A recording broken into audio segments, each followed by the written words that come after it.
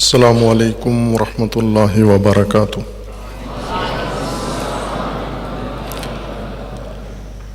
اعوذ باللہ من الشیطان الرجیم، بسم اللہ الرحمن الرحیم۔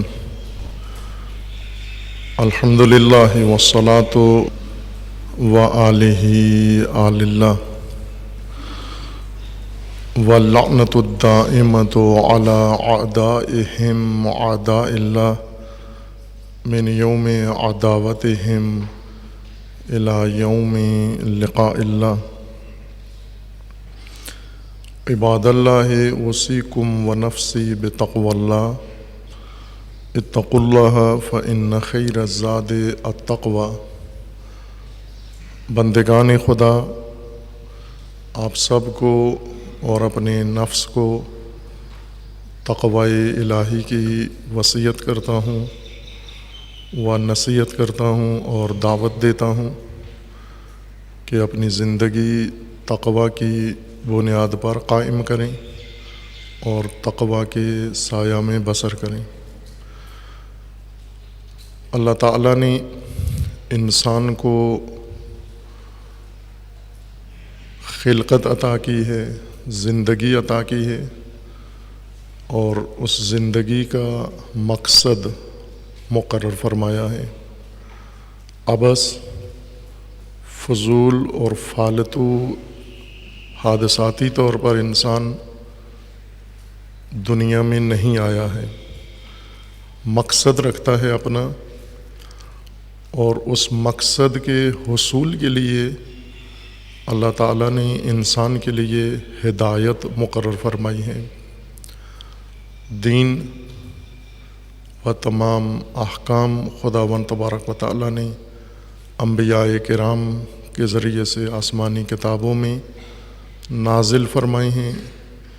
یہ مقدس ذکر اور مقدس ورد نہیں ہیں، بلکہ انسان کی زندگی کی ہدایت و رہنمائی ہے، منشور اور دستور ہے۔ اور اس منشور اور دستور کا بنیادی رکن اللہ تعالیٰ نے تقوی کو قرار دیا ہے۔ یہ منشور تقوی کے سائے میں ہے و تقوی کے زیر سایہ ہے۔ اس کی اساس و بنیاد اس دستور الہی کی تقوی کے اوپر ہے، برخلاف وہ قوانین اور منشور دستور جو خود انسانوں نے اپنے لیے بنائے ہوئے ہیں، ملکی دستورات، حزبی دستورات، قومی منشور اور عالمی منشور، یہ سب مفادات کی بنیاد پر ہیں، یہ سب لذتوں کی بنیاد پر ہیں، یہ سب انسان کے لیے تباہی کا باعث ہیں، چونکہ ان تمام منشور میں اور دستورات میں انسانی مفادات اور انسانی لذتیں اور انسانی خواہشات اور انسانی حص سے تسلط کار فرما ہے۔ اللہ تعالیٰ نے انسان کی ہدایت کے لیے جو دستور مقرر فرمایا ہے، اسے تقوی کے ساتھ مخلوط کیا ہے، اس کے اوپر رنگ تقوی چڑھایا ہے اور اس کی بنیاد میں تقوی مقرر فرمایا ہے۔ تقوی قرآن کریم کی اصطلاح کے مطابق عربی زبان میں تقوی کی کوئی اصطلاح موجود نہیں ہے۔ قرآن کریم سے پہلے یا قرآن کریم کے باہر عربی میں اس تناظر میں اور معنی میں تقوی کے متعلق کوئی تصور نہیں پایا جاتا۔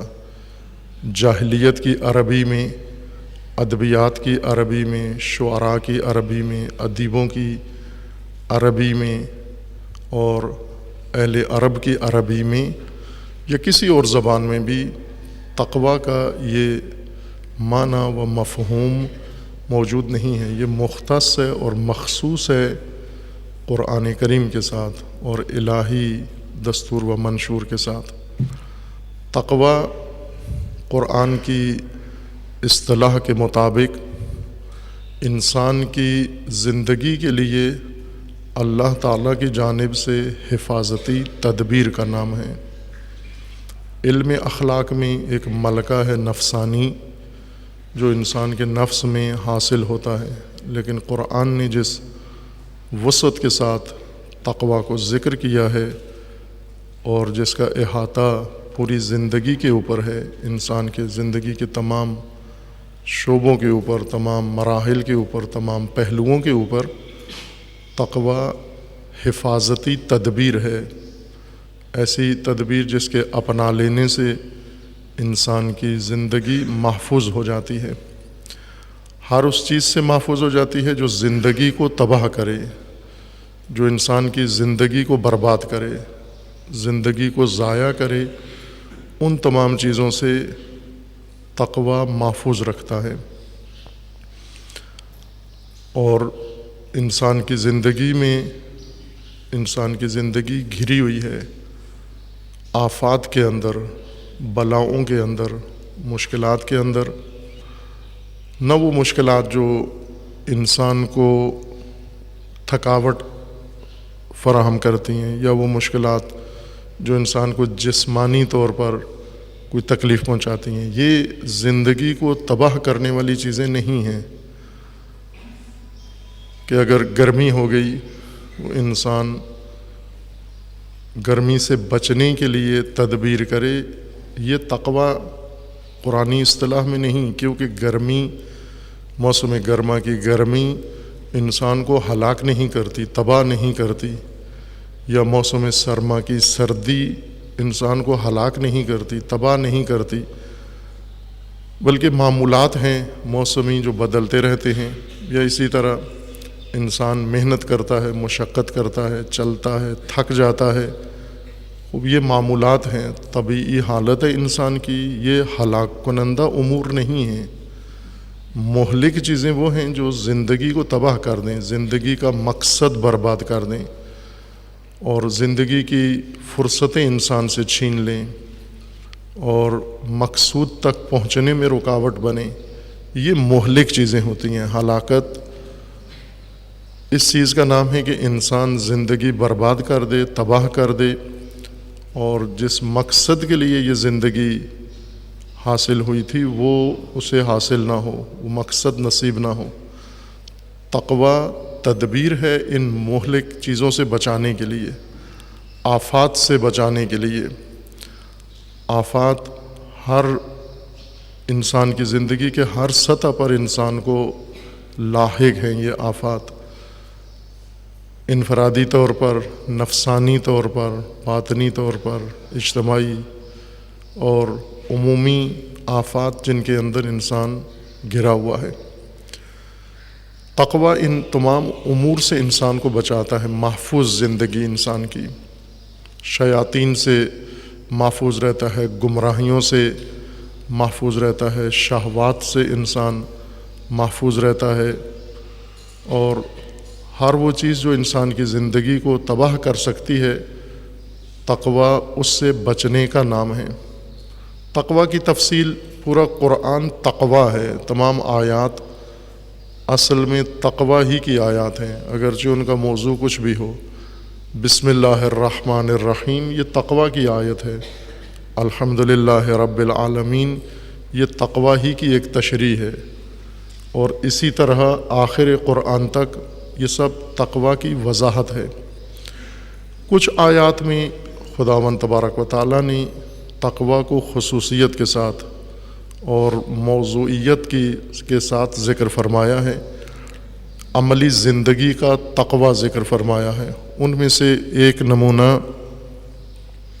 تقویٰ کا سورہ مبارکہ حج میں حق تعالیٰ نے ذکر فرمایا ہے۔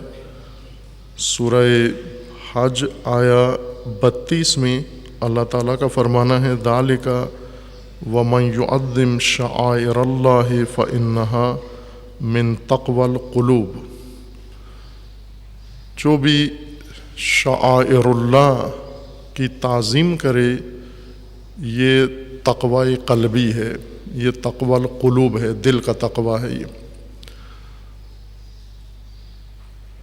دل قرآن کریم میں دل سے مراد کئی الفاظ میں دل کا ذکر ہے، قلوب قلب، اور اسی طرح صدور صدر اور فواد، ان سب سے مراد دل ہی ہے۔ اور وہ چیز جو جسے ہم دل کہتے ہیں، سینے کے اندر خون کا پمپ، اسے قرآن دل نہیں کہتا۔ اس کا کام صرف بدن کو خون پہنچانا ہے، خون کو تصفیہ کرنا ہے، اور گردش خون کا ایک ذریعہ ہے، جسمانی عضو ہے۔ نہ خون کے علاوہ اس میں کوئی چیز داخل ہوتی ہے، نہ خون کے علاوہ یہاں سے کوئی چیز باہر آتی ہے۔ یہ دل، ہم اسے لاڈ پیار سے دل کہتے ہیں، چونکہ زندگی کا، بدن کی زندگی کا اور خون کی گردش کا، حیات کا دار و مدار اس کے اوپر ہوتا ہے، اس وجہ سے اسے دل کہا جاتا ہے۔ اصل دل جو قرآن میں جس کا ذکر ہے وہ قلب انسان ہے، جس میں نورانیت آتی ہے، جس میں معرفت آتی ہے، جس میں علم آتا ہے، جس میں تقویٰ آتا ہے، اور اسی میں خرابی بھی اسی میں پیدا ہوتی ہے، شرارت بھی اسی میں آتی ہے، شیطنت بھی اسی میں آتی ہے، گمراہی بھی اسی میں آتی ہے، فساد بھی اسی میں آتا ہے، خرابی بھی اسی کے اندر پیدا ہوتی ہے۔ وہ روح انسان اور نفس انسان کا قلب ہے۔ انسان بدن ہے اور روح، نفس اور روح ہے، نفس اور بدن ہے۔ بدن کے اپنے اعضاء ہیں، جیسے سر ہے آپ کا، سر کے اندر مغز ہے، اور جسمانی اعضاء ہیں آپ کے، کان ہیں، ناک ہیں، ہاتھ ہیں، پاؤں ہیں۔ یہ جسمانی ڈھانچہ ہے۔ اس جسمانی ڈھانچے کے علاوہ، اس جسمانی ڈھانچے کے پیچھے ایک حقیقت انسان ہے، نفس انسان، روح انسان۔ اس کے اپنے سارے اعضاء ہیں، اس کے اپنے حصے ہیں۔ اس کے اعضاء بدن کی طرح نہیں ہیں۔ مثلاً کان جسم کا عضو ہے اور سماعت روح کا عمل ہے۔ آنکھ جسم کا عضو ہے اور بصارت، دیکھنا، یہ روح کا عمل ہے۔ اسی طرح زبان جسم کا حصہ ہے، عضو ہے، اور گفتگو روح کا کام ہے، یہ عمل روح کا ہے۔ جب بھی کوئی انسان بولتا ہے، زبان استعمال کرتا ہے، روح بول رہی ہے، نفس انسان بول رہا ہے۔ یہ روح صرف بدن کو استعمال کرتی ہے، جس طرح انسان بعض اوقات دیگر اوزار استعمال کرتا ہے۔ جیسے آپ لکھتے ہیں جب کوئی چیز، تو لکھائی میں قلم استعمال کرتے ہیں۔ قلم تو نہیں لکھ رہا، بلکہ انسان لکھ رہا ہے۔ قلم ایک آلہ ہے، ایک وسیلہ ہے، ایک ذریعہ ہے۔ یہ قلم لکھتے لکھتے خراب ہو جائے، انسان دوسرا قلم لے لیتا ہے اور اس کے ذریعے سے لکھنا شروع کر دیتا ہے۔ اسی طرح اعضاء بدن یہ قلم کی حیثیت رکھتے ہیں۔ آپ نے لکھنا ہے تو لکھنا انسان نے ہے، انسان اپنے افکار لکھتا ہے، انسان اپنی معلومات لکھتا ہے، انسان اپنے امتحان میں جو کچھ پڑھا ہے، اس نے جو سیکھا ہے اسے کاغذ پر منتقل کرتا ہے۔ یہ سب انسان کا فعل ہے، قلم کا نہیں ہے، قلم وسیلہ ہے۔ ایسے ہی زبان قلم کی طرح ہے، روح کے اختیار میں۔ روح کو جب بولنا ہوتا ہے تو زبان کو استعمال کرتی ہے روح۔ اس لیے روح کو جب دیکھنا ہوتا ہے تو آنکھ کو استعمال کرتی ہے، اور روح کو جب چلنا ہوتا ہے پاؤں کو استعمال کرتی ہے۔ روح کو جب کسی چیز کو لینا یا دینا ہوتا ہے تو ہاتھ کو استعمال کرتی ہے۔ یہ سارے کام روح کے ہیں۔ اصل انسان، حقیقت انسان روح ہے اور نفس ہے۔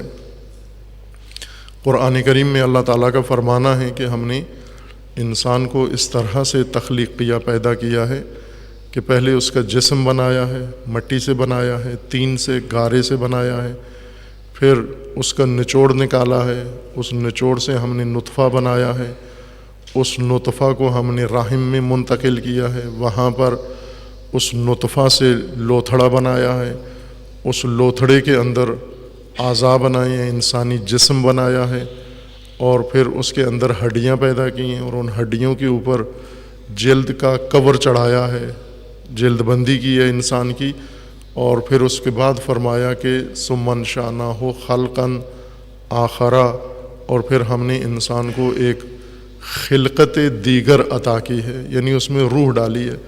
بعض قرآن کریم کی آیات میں صراحت سے اللہ تعالیٰ نے فرمایا کہ اس کے بعد ثم نفخت فیہ روحی، پھر اللہ تعالیٰ نے اس میں روح ایجاد کر دی اور خلق کر دی ہے۔ یہ جسم انسان ہی کا حصہ ہے، لیکن حقیقت انسان کی جسم نہیں ہے، نفس ہے اور روح ہے۔ اگر آپ نے سنوارنا ہے تو روح سنواریں، چونکہ آپ روح ہیں، جسم نہیں ہیں۔ جیسے بعض لوگ ہوتے ہیں رکشہ سنوارتے ہیں، موٹر سائیکل اپنی سنوارتے رہتے ہیں، خود بدبو آتی ہے اس سے، خود نہاتا نہیں ہے، کپڑے دھوتا نہیں ہے، صاف ستھرا نہیں رہتا، لیکن اپنی موٹر سائیکل کو چمکا کے رکھتا ہے۔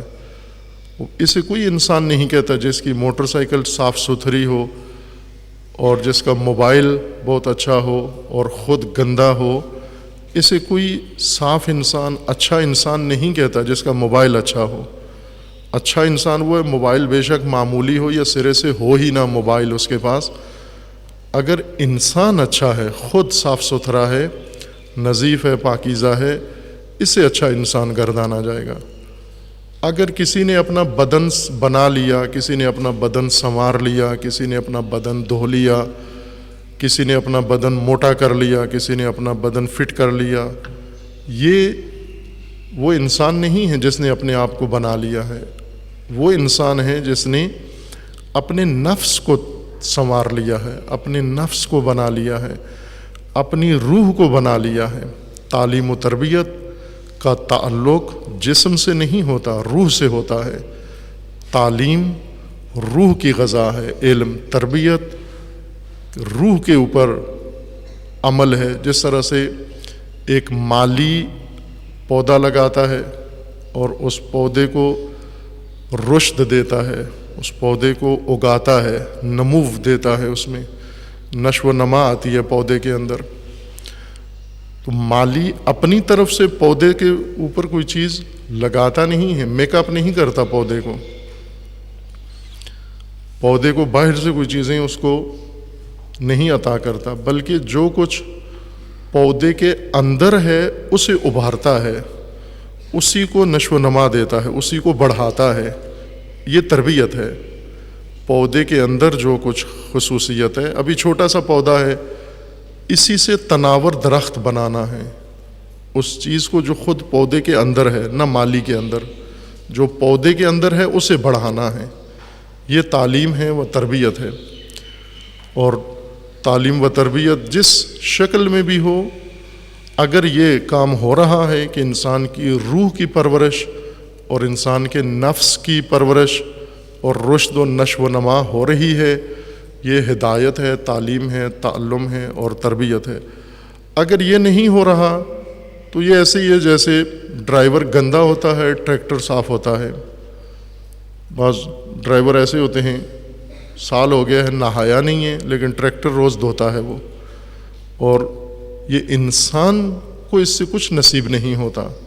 بدن پروری، بدن سازی اور بدن کی خدمت سے، یہ نقطہ عرض ہوا تاکہ ہمیں قلب معلوم ہو جائے اور تقوی قلوب معلوم ہو جائے۔ انسان کی حقیقت روح ہے و نفس ہے۔ روح اور نفس کے اندر ایک خاصیت یہ ہے کہ اسے معرفت حاصل ہوتی ہے، اس کے اندر ارادہ ہوتا ہے، اسے الہام ہوتا ہے، اسے سکھایا جا سکتا ہے، اسے پڑھایا جا سکتا ہے، اس کے اندر ہر اچھائی ایجاد کی جا سکتی ہے۔ اسے بہت کچھ دیا جا سکتا ہے، اور روح کا ایک کام یہ ہے کہ بہت کچھ اس سے سرزد بھی ہوتا ہے، بہت کچھ اعمال بھی روح و قلب، روح و نفس انجام دیتے ہیں۔ وہ حصہ روح کا جو علم حاصل کرے، معرفت حاصل کرے، ارادہ کرے، عزم کرے، اور وہ حصہ روح کا جس کے اندر تعلیم و تربیت منتقل ہوتی ہے، اسے قلب کہتے ہیں۔ روح ہی کا نام ہے، لیکن روح کو اس اعتبار سے کہ اس کے اندر یہ حقیقت منتقل ہوتی ہے اور روح دریافت کرتی ہے یہ تعلیم و تربیت و حقیقت، اس اعتبار سے اس کو قلب کہا جاتا ہے۔ اور اسی قلب میں ارادہ بھی ہوتا ہے، اسی روح کے اس حصے میں یا روح کی اس خصوصیت کے لحاظ سے انسان نیت کرتا ہے، انسان سوچتا ہے، انسان بہت سارے فیصلے کرتا ہے۔ یہ سب قلوب کے اندر ہوتا ہے، دل کے اندر ہوتا ہے۔ بس دل پمپ نہیں ہے جو جسم کے اندر ہے، یہ ایسے لاڈ پیار سے اس کو دل کہہ دیتے ہیں۔ اس کا ادراکات سے، فہم سے، معرفت سے کوئی تعلق نہیں۔ اس کو آپریشن روزمرہ ہوتا ہے، اب دل کے آپریشن روز ہوتے ہیں، کسی نے بھی آج تک دل کھول کے اس میں سے معرفت نہیں دیکھی، علم نہیں دیکھا۔ خون ہی ہے اور اس کے اندر یا بیماریاں ہیں یا خون ہے، یا ٹھیک کام کرتا ہے، خراب ہوتا ہے، ایک مشینری کی طرح ہے۔ روح ہے جس کے اندر معرفت ہے، احساسات ہیں، ادراکات ہیں اور تعلقات ہیں، یہ سب روح ہے۔ قرآن کریم نے فرمایا کہ تقویٰ انسان کی زندگی کے جتنے پہلو ہیں اور جتنے مرتبے، اتنے ہی مرتبے تقویٰ کے بھی ہیں۔ انسان چونکہ روح ہے، پس ایک تقویٰ روح کا ہے، اور انسان کا جسم بھی ہے، ایک تقویٰ جسم کے لیے ہے۔ انسان مختلف شکلیں اپناتا ہے، وہ مختلف روپ اپناتا ہے، ان سب کے لیے تقویٰ ہے، اور ایک تقویٰ روح کے لیے ہے جو سب سے بنیادی تقویٰ ہے۔ بعض اوقات انسان کے عمل میں تقویٰ آ جاتا ہے، یعنی کام ٹھیک کرتا ہے لیکن نیت ٹھیک نہیں کرتا۔ بہت سارے لوگ ہیں جو مجبوراً کچھ کر رہے ہوتے ہیں۔ ابھی ماہ مبارک رمضان میں جو بعض قرآن کریم کی تفسیر میں کی تھی، سنن الہی میں اطاعت کی، اطاعت میں یہ عرض ہوا تھا کہ معنی اطاعت کا علماء نے ذکر کیا ہے اللہ کا فرمان بجا لانا رضا اور رغبت کے ساتھ، رغبت بھی ہو، شوق کے ساتھ کام کرنا۔ اگر انسان فرمان بجا لائے لیکن شوق نہ ہو، رغبت نہ ہو، چاہت نہ ہو، یہ اطاعت نہیں ہے، یہ مزدوری ہے۔ چونکہ عموماً انسان نہ چاہتے ہوئے بھی بعض کام کرتا ہے، مجبور ہو کر کرتا ہے، کسی کے سامنے بے بس ہو کر کچھ کام کر رہا ہوتا ہے، یہ اطاعت شمار نہیں ہوتی۔ سرکش نفس، باغی نفس، طاغی نفس جو تقویٰ میں مبتلا ہو، تقویٰ کے مقابلے میں تقویٰ ہے، توئے غین واو یہ، تقویٰ ہے تے قاف دو نقطے والا، واو یہ، تقویٰ اور تغویٰ۔ تغویٰ جس کے اندر گمراہی آ جائے، طغیانی آ جائے، سرکشی آ جائے، بغاوت آ جائے اور معصیت آ جائے، سرکش ہو جائے، جس کی خواہشات، جس کی جیسے ابھی برسات ہے، برسات میں بارشیں ہوتی ہیں، پانی زیادہ بہہ نکلتا ہے، ندیاں نالوں میں طغیانی آ جاتی ہے، نہروں میں، دریاؤں میں طغیانی آ جاتی ہے، اور طغیانی جب آتی ہے تو ہر چیز تباہ ہو جاتی ہے، برباد ہو جاتی ہے، گھر ویران ہو جاتے ہیں، مال مویشی بہہ جاتے ہیں، لوگوں کی زندگی بھر کی محنت تھوڑی سی دیر میں ساری غارت ہو جاتی ہے اور ختم ہو جاتی ہے۔ طغیانی دریا میں، پانی میں جب آئے، پانی میں جب طغیانی آئے تو انسان چہ بسا بچ جاتے ہیں، لیکن گھر تباہ ہو جاتے ہیں اور کھیت تباہ ہو جاتے ہیں، باغات تباہ ہو جاتے ہیں، سڑکیں تباہ ہو جاتی ہیں۔ لیکن جب انسان کے نفس کے اندر طغیانی آئے، خواہشات میں طغیانی آئے، نفس میں طغیانی آئی، ہوس میں طغیانی آئی، یہ اپنی دنیا بھی تباہ کر دیتا ہے اور آخرت بھی تباہ کر دیتا ہے۔ طاغی اور تقویٰ جس کے اندر آ جائے، تقویٰ کے مقابلے میں تقویٰ ہے، دو حالتوں سے انسان باہر نہیں ہے، یا بات تقویٰ ہے یا بات تقویٰ ہے۔ تقویٰ جو حفاظتی تدبیر کے اندر ہے اور اس حصار کے اندر ہے، اس قانون کے اندر ہے، اس دائرے کے اندر ہے، اور تقویٰ جہاں وہ عبور کر گیا ہے، توڑ گیا ہے، سرحدیں پھلانگ گیا ہے، بغاوت کر گیا ہے، اب تباہی کی طرف جا رہا ہے، آگ میں جا رہا ہے، جہنم کی طرف بڑھ رہا ہے، یہ تقویٰ ہے۔ تقویٰ اور تقویٰ دونوں دل کے ہیں۔ بعض اوقات انسان کے عمل میں اچھائی آ جاتی ہے، بہت سارے باتیں بہت اچھی کرتے ہیں، لیکن دل میں تقویٰ نہیں ہے، دل پاک نہیں ہے ان کے۔ زبان سے اچھی بات کرتے ہیں، چونکہ کسی ایسے ماحول میں رہے ہیں جہاں اچھی گفتگو انہوں نے سیکھ لی ہے، جیسے اداکار ہیں، فلمیں بناتے ہیں، ڈرامے بناتے ہیں۔ اگر کسی فلم کی سٹوری سنیریو بہت اچھا لکھا ہوا ہو، کسی لکھنے والے نے بہت اچھا لکھا ہو، مثلا مذہبی مواد کی فلم کسی نے لکھی ہے جس میں ساری اچھی باتیں ہیں اور خوبصورت باتیں ہیں، یہ فلم سٹوری لے کے جاتے ہیں فلم انڈسٹری کے اندر، انہیں بتاتے ہیں ہم نے یہ سٹوری لکھی گئی ہے، اس کی فلم بنانی ہے۔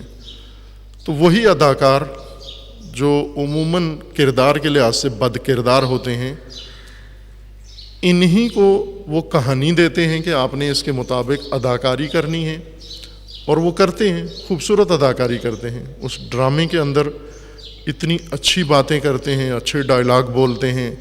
مثلا ڈرامے کے اندر نماز بھی پڑھ رہے ہوتے ہیں، ڈرامے کے اندر وہ اچھی گفتگو بھی کر رہے ہوتے ہیں، ڈرامے کے اندر وہ پاکیزہ کام کر رہے ہوتے ہیں، حلال کھا رہے ہوتے ہیں، لیکن یہ سب اداکاری ہے، دل میں نہیں ہے ان کے، یہ سب کچھ سٹوری میں ہے، کہانی میں ہے، اور انہوں نے چونکہ معاوضہ لینا ہے، پیسہ لینا ہے اس اداکاری کا، لہٰذا یہی فاسد انسان، شرابی انسان، اور نعوذ باللہ اور کئی آلودگیوں میں، گناہوں میں غرق انسان یہ اداکاری کرتا ہے معاوضے کی خاطر۔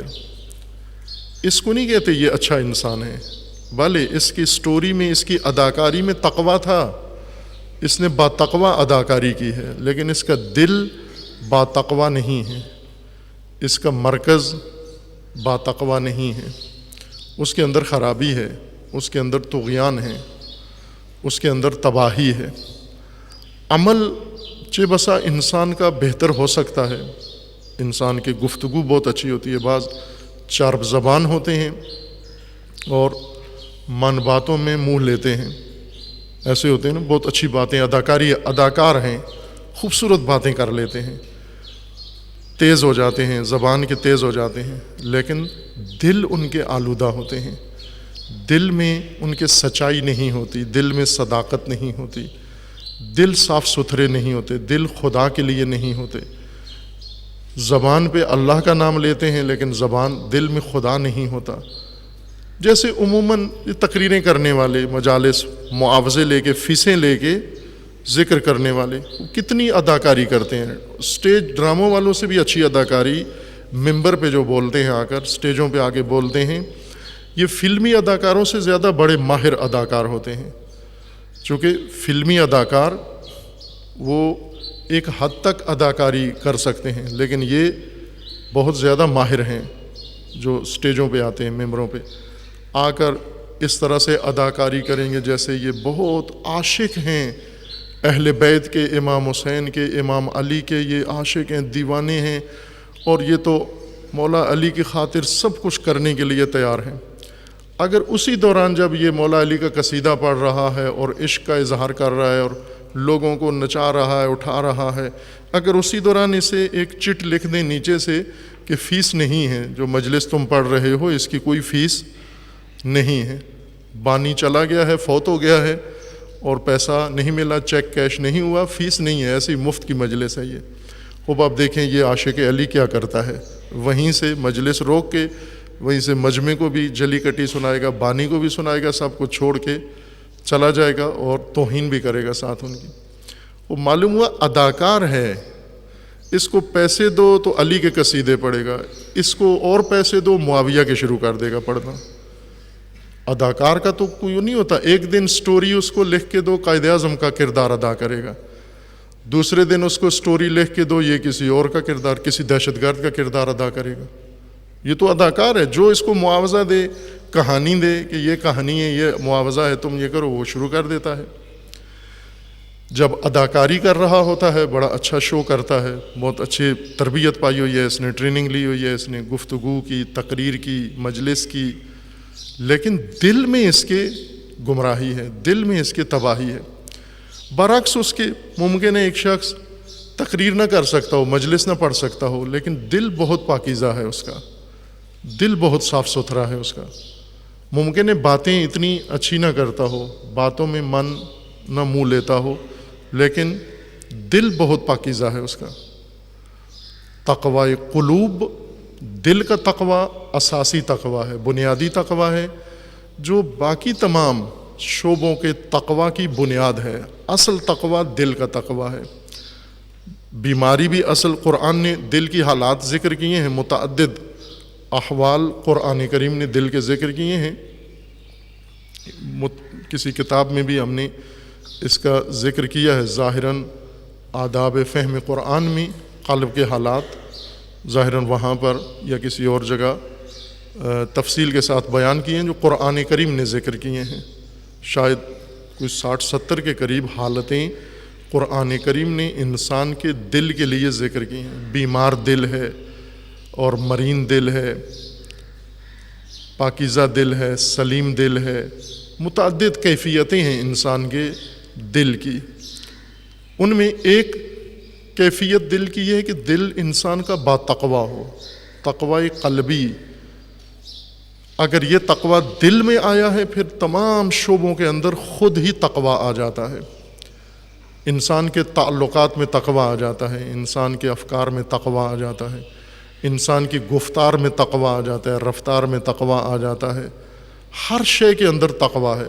لیکن اگر دل معیوب ہے، دل مریض ہے، دل بیمار ہے، دل کے اندر خرابی ہے، ممکن ہے اداکاری کر کے بعض کام اچھے کر لے، لیکن ہے یہ بد انسان، بد قلب انسان ہے، بد دل انسان ہے، بے دل انسان ہے۔ بے دل اور بد دل انسان تباہ انسان ہے۔ علامت قرآن کریم نے ایک تقوی کی علامت ذکر کی ہے، قلبی تقوی کی علامت، جہاں اداکاری نہیں کرتا انسان۔ بہت ساری جگہیں ہیں جہاں ہم سے مجبوراً کچھ کروا لیتے ہیں، کچھ کام رغبت سے نہیں کرتے۔ جیسے مثلا کسی جگہ آپ جاتے ہیں تعلیم کے لیے، ایک تعلیمی ادارے میں، وہاں ڈسپلن ہے، یہ جیسے فوج میں لوگ جاتے ہیں، وہاں پر ایک نظم ہے، جبری اجباری نظم ہے کہ آپ نے یہ کام کرنا ہے۔ اگر ان کو اپنے حال پہ چھوڑ دیں کوئی بھی یہ کام نہیں کرے گا، جبرن ان سے کروایا جاتا ہے۔ جبرن جو کام انسان کرے وہ تقوی نہیں ہے، وہ تربیت کا ایک حصہ ہے کہ ابھی یہ کام اسے مجبور کر کے کروایا جائے تاکہ بعد میں اختیاراً یہ کام کرے۔ جس طرح بچہ کوئی چیز نہیں کھاتا، اسے پہلا لقمہ ماں جبرن کھلاتی ہے، پھر جب اسے لذت آتی ہے پھر خود رونا شروع کرتا ہے کہ دو اور دو مجھے۔ پہلے انکار کرتا ہے، بھاگتا ہے، پکڑ پکڑ کے اس کے منہ میں ڈالتی ہے ایک لقمہ، جبری لقمہ۔ یہ جبری لقمہ باعث بنتا ہے کہ بعد میں مثلا ایک بچہ ہے جس نے آج تک چاکلیٹ نہیں کھایا اور ماں اس کو دیتی ہے چاکلیٹ کھاؤ، تو وہ بھاگتا ہے میں نے نہیں کھانا، وہ پکڑ کے اس کے منہ میں زبردستی ٹھونستی ہے، اور جو ہی اس کی زبان اور ذائقے میں تالو میں جاتا ہے چاکلیٹ، پھر اس کے بعد ماں کے پیچھے دوڑتا ہے اور دو۔ یہ جو لقمہ جبری ڈالا جاتا ہے یہ اس لیے ہے کہ اگر یہ پاکیزہ ہے اور ذائقہ ٹھیک ہے اس کا، تو یہ پھر دوڑے گا پیچھے، معلم کے پیچھے دوڑے گا کہ اور دو، یہ جو پڑھایا ہے اور پڑھاؤ، یہ جو بتایا ہے اور بتاؤ، یہ جو سکھایا ہے مزید سکھاؤ۔ تقوی انسان کے قلب میں اگر آ جائے تو اس کی ایک علامت ظاہر ہوتی ہے۔ وہ علامتیں جو انسان اداکاری سے کر سکتا ہے وہ تقوی قلب کی نشانی نہیں ہو سکتے، لیکن کچھ کام ایسے ہیں جن میں محسوس ہوتا ہے کہ اداکاری نہیں کرتا، ریاکاری نہیں کرتا انسان، یہ اس کے دل کی پاکیزگی ہے جس وجہ سے یہ کام کر رہا ہے۔ سورہ مبارکہ حج میں حق تعالیٰ کا فرمانا ہے کہ وَمَن يُعَظِّمْ شَعَائِرَ اللَّهِ فَإِنَّهَا مِن تَقْوَى الْقُلُوبِ، جو شعائر اللہ کی تعظیم کرتا ہے یہ تقوی قلب کی ایک علامت ہے۔ تعظیم، اور وہ بھی شعائر اللہ کی تعظیم۔ ادب تقوی کی علامت ہے۔ جس انسان کے اندر ہیں، بعض انسان ہیں جنہیں گھریلو ماحول تربیت ایسی میسر آئی ہے کہ ان کے اندر ادب موجود ہے، نجابت موجود ہے، ایک پاکیزہ شخصیت موجود ہے۔ ممکن ایک بچہ دیہات سے آیا ہو اور یہ شہریوں کے وہ چالاکیاں نہ جانتا ہو، سادہ ہو، معلومات اس کی بہت کم ہو، لیکن پاکیزہ ہے، مؤدب ہے، اس کے اندر ادب ہے، تعظیم ہے، احترام ہے اس کے اندر۔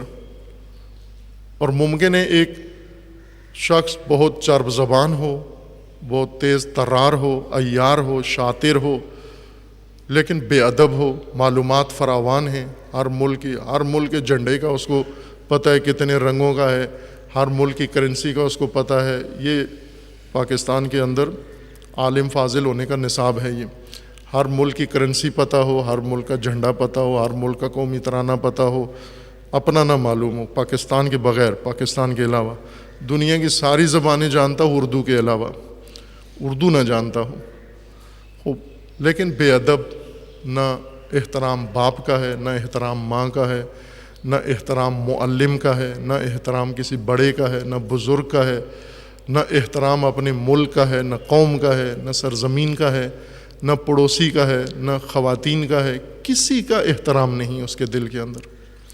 جس طرح ایک جانور ہے، جانور کے اندر احترام کی چپ رکھی ہی نہیں گئی، پیدائشی طور پر جانوروں کو احترام کے لیے پیدا نہیں کیا گیا کہ وہ کسی کا احترام کریں، لہٰذا آپ کو خود بچنا ہوتا ہے جانوروں سے۔ انہیں سینگ دیے گئے ہیں یہی آپ کو بتانے کے لیے کہ انہیں احترام کرنے کا طریقہ نہیں بتایا گیا۔ ابن سینا بہت بڑے فیلسوف، دانشور، بلکہ بہت ہی منفرد دانشور، جن جیسا دوسرا کوئی پیدا نہیں ہوا، ایسا نابغہ انسان۔ ان کا یہ کہنا تھا کہ میں کسی چیز سے نہیں ڈرتا ہوں، لیکن بیل سے بہت ڈرتا ہوں، اور مثلا بادشاہوں سے نہیں ڈرتا۔ ابن سینا اپنے زمانے میں حکومتوں کے مطلوب انسان تھے۔ ابن سینا کو حکومتیں ساری چاہتی تھی کہ اپنے ساتھ ملائیں۔ سلطان محمود غزنوی جو پاکستانیوں کا ہیرو ہے اور تاریخ کا جنایت کار ترین انسان، یہ ابن سینا کا اصلی دشمن ایک یہ تھا، سلطان محمود غزنوی۔ اس نے فوجیں لگائی ہوئی تھیں ابن سینا کو پکڑنے پر کہ ان کو پکڑ کے لو تاکہ میرے دربار میں آ کر اپنی خدمات مجھے پیش کرے۔ ابن سینا کہتے تھے میں شاہوں سے نہیں ڈرتا، فوجوں سے نہیں ڈرتا، بادشاہوں سے نہیں ڈرتا، پولیس سے نہیں ڈرتا، جلادوں سے نہیں ڈرتا، لیکن بیل سے ڈرتا ہوں بہت۔ لوگ تعجب کرتے تھے کہ جن کے پاس تلواریں ہیں، بندوقیں ہیں، نیزیں ہیں، جو سر قلم کر دیتے ہیں، ان سے نہیں ڈرتے، بیل سے ڈرتے ہیں، بے زبان سے۔ تو بہت خوبصورت دلیل دی انہوں نے، کہا بیل سے اس لیے ڈرتا ہوں کہ اس کے سینگ ہیں، عقل نہیں ہے اس کے اندر، اور جس کے سینگ ہو عقل نہ ہو وہ بہت خطرناک ہے۔ اگر سینگ ہو عقل ہو پھر کوئی خطرے کی بات نہیں ہے، چونکہ عقل ہے اس کے اندر۔ وہ اسی طرح بعض لوگ ہیں جن کے اندر یہ عقل نہیں ہے، بے ادب، احترام نہیں کرتا، جانور کی طرح، جیسے سینگ والا جانور ہے، کسی کو نہیں دیکھتا یہ کون ہے، یہ ضعیف ہے، یہ مظلوم ہے، یہ عورت ہے، یہ بڑھیا ہے، یہ جوان ہے، ایک حیوان محض بن جاتا ہے، اور وہ بھی درندہ حیوان، وحشی باولا حیوان، پاگل حیوان، پاگل کتے کی طرح ہو جاتا ہے، کاٹتا ہے ہر ایک کو جب بے ادب ہو جاتا ہے، اپنی زبان سے ہر ایک کو تکلیف پہنچاتا ہے، اپنے رویوں سے ہر ایک کو تکلیف پہنچاتا ہے، ہر ایک کو، ماں باپ کو تکلیف پہنچاتا ہے۔ کتنے ماں باپ ہیں ہیں، دیکھے ہیں، ہم نے روتے ہوئے دیکھے ہیں، خدا سے التجا کرتے ہوئے کہ خدایا اے کاش یہ اولاد نہ دی ہوتی، یہ نہ پیدا ہوتے، جنہوں نے ہمیں بدنام کر دیا ہے، جنہوں نے ہمیں ساری دنیا کے سامنے شرمندہ کر دیا ہے، جنہوں نے ہمیں لوگوں کے سامنے منہ دکھانے کے قابل نہیں چھوڑا، نہ ہوتی یہ اولاد، بے اولاد مر جاتے ہم، بہتر تھا ایسی اولاد سے۔ ایسے ماں باپ روتے ہوئے اب یہ ہیں، یہ نمونے موجود ہیں۔ لیکن بعض بہت ہی پاکیزہ، مؤدب، با تربیت، انہیں ہر ایک کے احترام کا پاس ہے، احترام کرنا، ادب کرنا، تعظیم کرنا ان چیزوں کی جن کی اللہ نے حرمت رکھی ہے، احترام جن کا اللہ تعالیٰ نے مقرر کیا ہے، ان کا احترام کرنا بہت لازم ہے۔ بھلے جن کا آپ خود احترام کرتے ہیں وہ بھی لازم ہے، ٹھیک ہے، لیکن کچھ ایسی چیزیں ہیں جن کا اللہ نے احترام قرار دیا ہے، حرمت قرار دی ہے، کہ ان کا آپ نے احترام کرنا ہے۔ انہیں کہتے ہیں شعائر اللہ۔ شعائر اللہ، شعار، شعائر، شعر، یہ ایک ہی حقیقت سے، ایک مادے سے، ایک لفظ سے بنے ہیں۔ یہ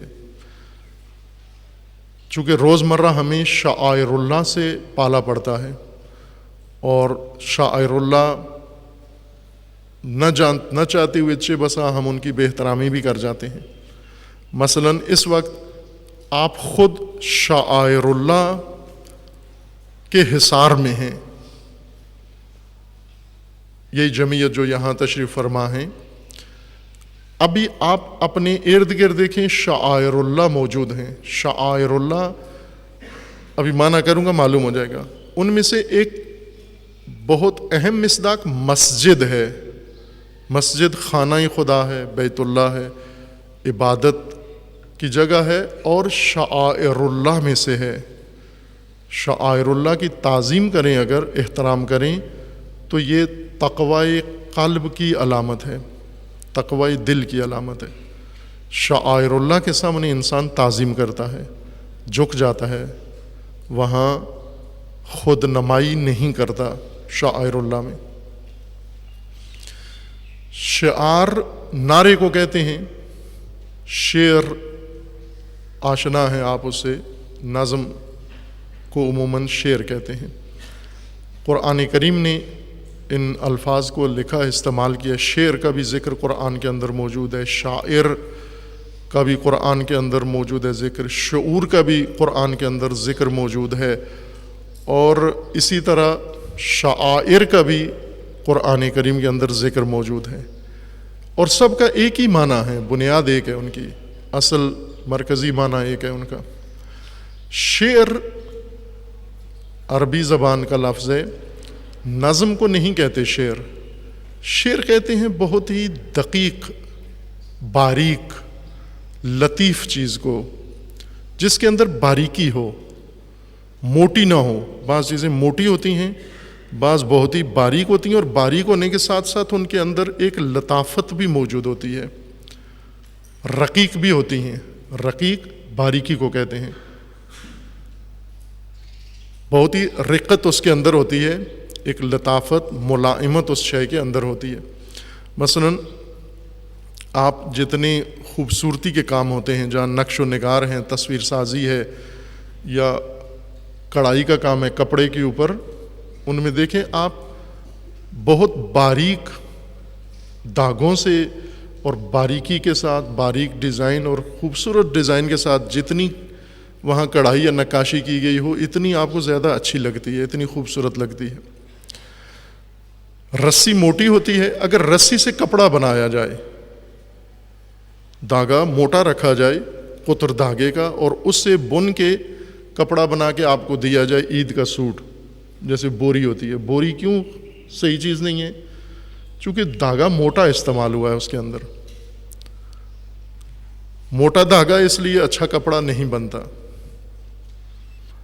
آپ کا لباس بہت خوبصورت ہے، آپ کو اچھا بھی لگتا ہے، یہ دھاگے سے بنا ہوا ہے لباس آپ کا۔ اگر آپ غور کریں جو لباس پہنا ہوا ہے، اس کے دھاگے کے اوپر کتنا باریک دھاگا ہے، اور اس باریک دھاگے کو کس باریکی کے ساتھ ایک دوسرے کے اندر بنا گیا ہے، تانا بانا اس کا بنایا گیا ہے، طول و عرض میں اس کو چلایا گیا ہے مشینوں کے ذریعے یا ہاتھوں کے ذریعے۔ اس وجہ سے یہ کپڑا آپ کا ملائم ہے، خوبصورت ہے، اچھا لگتا ہے آپ کو۔ اگر یہی موٹا دھاگا استعمال ہوتا، آپ کو مفت میں بھی دیتے کپڑا، آپ نہ لیتے، چونکہ اچھا نہیں ہے، تکلیف دہ ہے، کھردرا ہے، بوری بن جائے گا یہ۔ شعر بال کو بھی کہتے ہیں، انسان کے بالوں کو شعر کہتے ہیں۔ اصل میں بالوں کو شعر نہیں کہتے، باریکی کو شعر کہتے ہیں، چونکہ بال بہت باریک ہوتے ہیں، لطیف ہوتے ہیں بال انسان کے، اگر دھوئیں صاف رکھیں تو لطیف ہوتے ہیں، ورنہ وہ جانور کی طرح جس کے اوپر کانٹے ہوتے ہیں، سے ایک حیوان ہے نا جس کے اوپر کانٹے ہوتے ہیں، اگر دھوئیں نہیں، نہائیں نہیں تو پھر یہ بال کھردرے ہو جاتے ہیں، بدنما ہو جاتے ہیں، ان کی کٹنگ صحیح نہ ہو، کنگھا نہ کریں، سنوارے نہیں تو یہی بدنما بن جاتے ہیں۔ لیکن اگر ان کو آپ دھوئیں، صاف ستھرا رکھیں اور آپ پھر اپنے بالوں میں ہاتھ ماریں تو آپ کو خود ایک لطافت محسوس ہوتی ہے۔ جس طرح بھیڑ کی اون صاف ہو اگر، اور یا بعض حیوانات ہیں ان کے اوپر جو بال ہیں وہ بہت لطیف اور نرم ہیں، انسان کو سرور محسوس ہوتا ہے ان کے۔ بس بلی لے کے اگر بلی کی پیٹھ پہ آپ ہاتھ پھیریں آرام سے، تو آپ بلی کو اتنا آرام نہیں آئے گا جتنا آپ کو ہاتھ کو محسوس ہو رہا ہے، چونکہ آپ کا ہاتھ نرم نہیں ہے، سخت ہے۔ بلی کے بال بہت نرم ہیں، وہ اون جو اس کے اوپر ہے وہ نرم ہے، اس لیے آپ کے ہاتھوں کو سکون ملتا ہے۔ بلی کوئی خارش ہو تو پھر آپ ہاتھ پھیریں تو بلی کو بھی سکون ملتا ہے، خارش والی بلی، لیکن ویسے اس کو سکون نہیں ملے گا۔ آپ کو سکون ملتا ہے جب آپ کسی نرم چیز کے اوپر اپنا ہاتھ پھیرتے ہیں۔ شعر باریکی کو کہتے ہیں، باریک چیز، اور چونکہ بال انسان کے باریک ہوتے ہیں اور نرم و لطیف ہوتے ہیں، اس وجہ سے انہیں بھی شعر کہا جاتا ہے۔ اسی طرح شعر، کلام، وہ کلام جس کے اندر باریکی ہو، جس کے اندر لطافت ہو، جس کے اندر خوبصورتی ہو، جس کے اندر حسن ہو، اس کو شعر کہا جاتا ہے۔ یعنی خوبصورت باتیں، لطیف باتیں، ملائم باتیں، نرم باتیں، وہ شعر ہیں۔ شعر نظم کو نہیں کہتے، ممکن ہے شعر نظم میں ہو، ممکن ہے نہ ہو، لیکن چونکہ عموماً اکثر شعر نظم میں ہی لکھتے ہیں۔ اب ایک آزاد شاعری بھی نکلی ہے، وزن و قافیہ اور معنی سے بھی آزاد، بے معنی قسم کے شاعر، بے روزگار لوگ جو شاعری لکھتے ہیں، آزاد شاعری ہوتی ہے، جو جن کو جاب نہیں ملتی، پڑھ لکھ جاتے ہیں، گھر والے نکال دیتے ہیں اور کوئی روزگار نہیں ہوتا، آزاد شاعری شروع کر دیتے ہیں، یعنی جس میں نہ قافیہ ہے، نہ ردیف ہے، نہ وزن ہے، نہ معنی ہے، اسی طرح مکھی پہ مکھی مارنا، اس کو شعر بنا دیتے ہیں۔ اگر اس طرح کی شاعری آ رہی ہے آپ کو تو روک لیں اس کو، یہ آگے بڑھے گی، خطرناک ہو جائے گی آپ کے لیے آزاد شاعری۔ آپ بہتر ہے شاعری کرتے ہیں تو نظم والی شاعری لکھیں جس کے اندر نظم ہو۔ شعر لطیف معنی جس کے اندر موجود ہو، اور لطیف جملہ بندی اور لطیف اور باریکیاں جس کلام کے اندر ہوں، اسے شعر کہا جاتا ہے۔ شعور بھی اسی سے ہے۔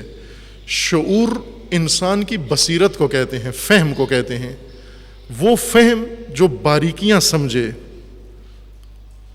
جس فہم کے ذریعے، جس ذہانت کے ذریعے آپ کو باریک چیزیں سمجھ میں آتی ہیں۔ موٹی موٹی چیزیں تو بھینس کو بھی سمجھ میں آ جاتی ہیں، اتنا شعور اس میں ہے کہ اس کے سامنے اگر مکئی رکھیں، اگر اس کے سامنے پٹھے رکھیں، اگر اس کے سامنے کھل رکھیں، ونڈا رکھیں، تو اس کو نظر آتا ہے باقاعدہ، حتیٰ نابینا بھینس ہو، موتیا بھی آیا ہوا ہو تو اس کو نظر آ جاتا ہے کہ یہ موٹی موٹی چیزیں ادھر ہیں۔ لیکن اگر باریک چیزیں بھینس کے سامنے رکھیں تو وہ اسے نظر نہیں آتی ہیں۔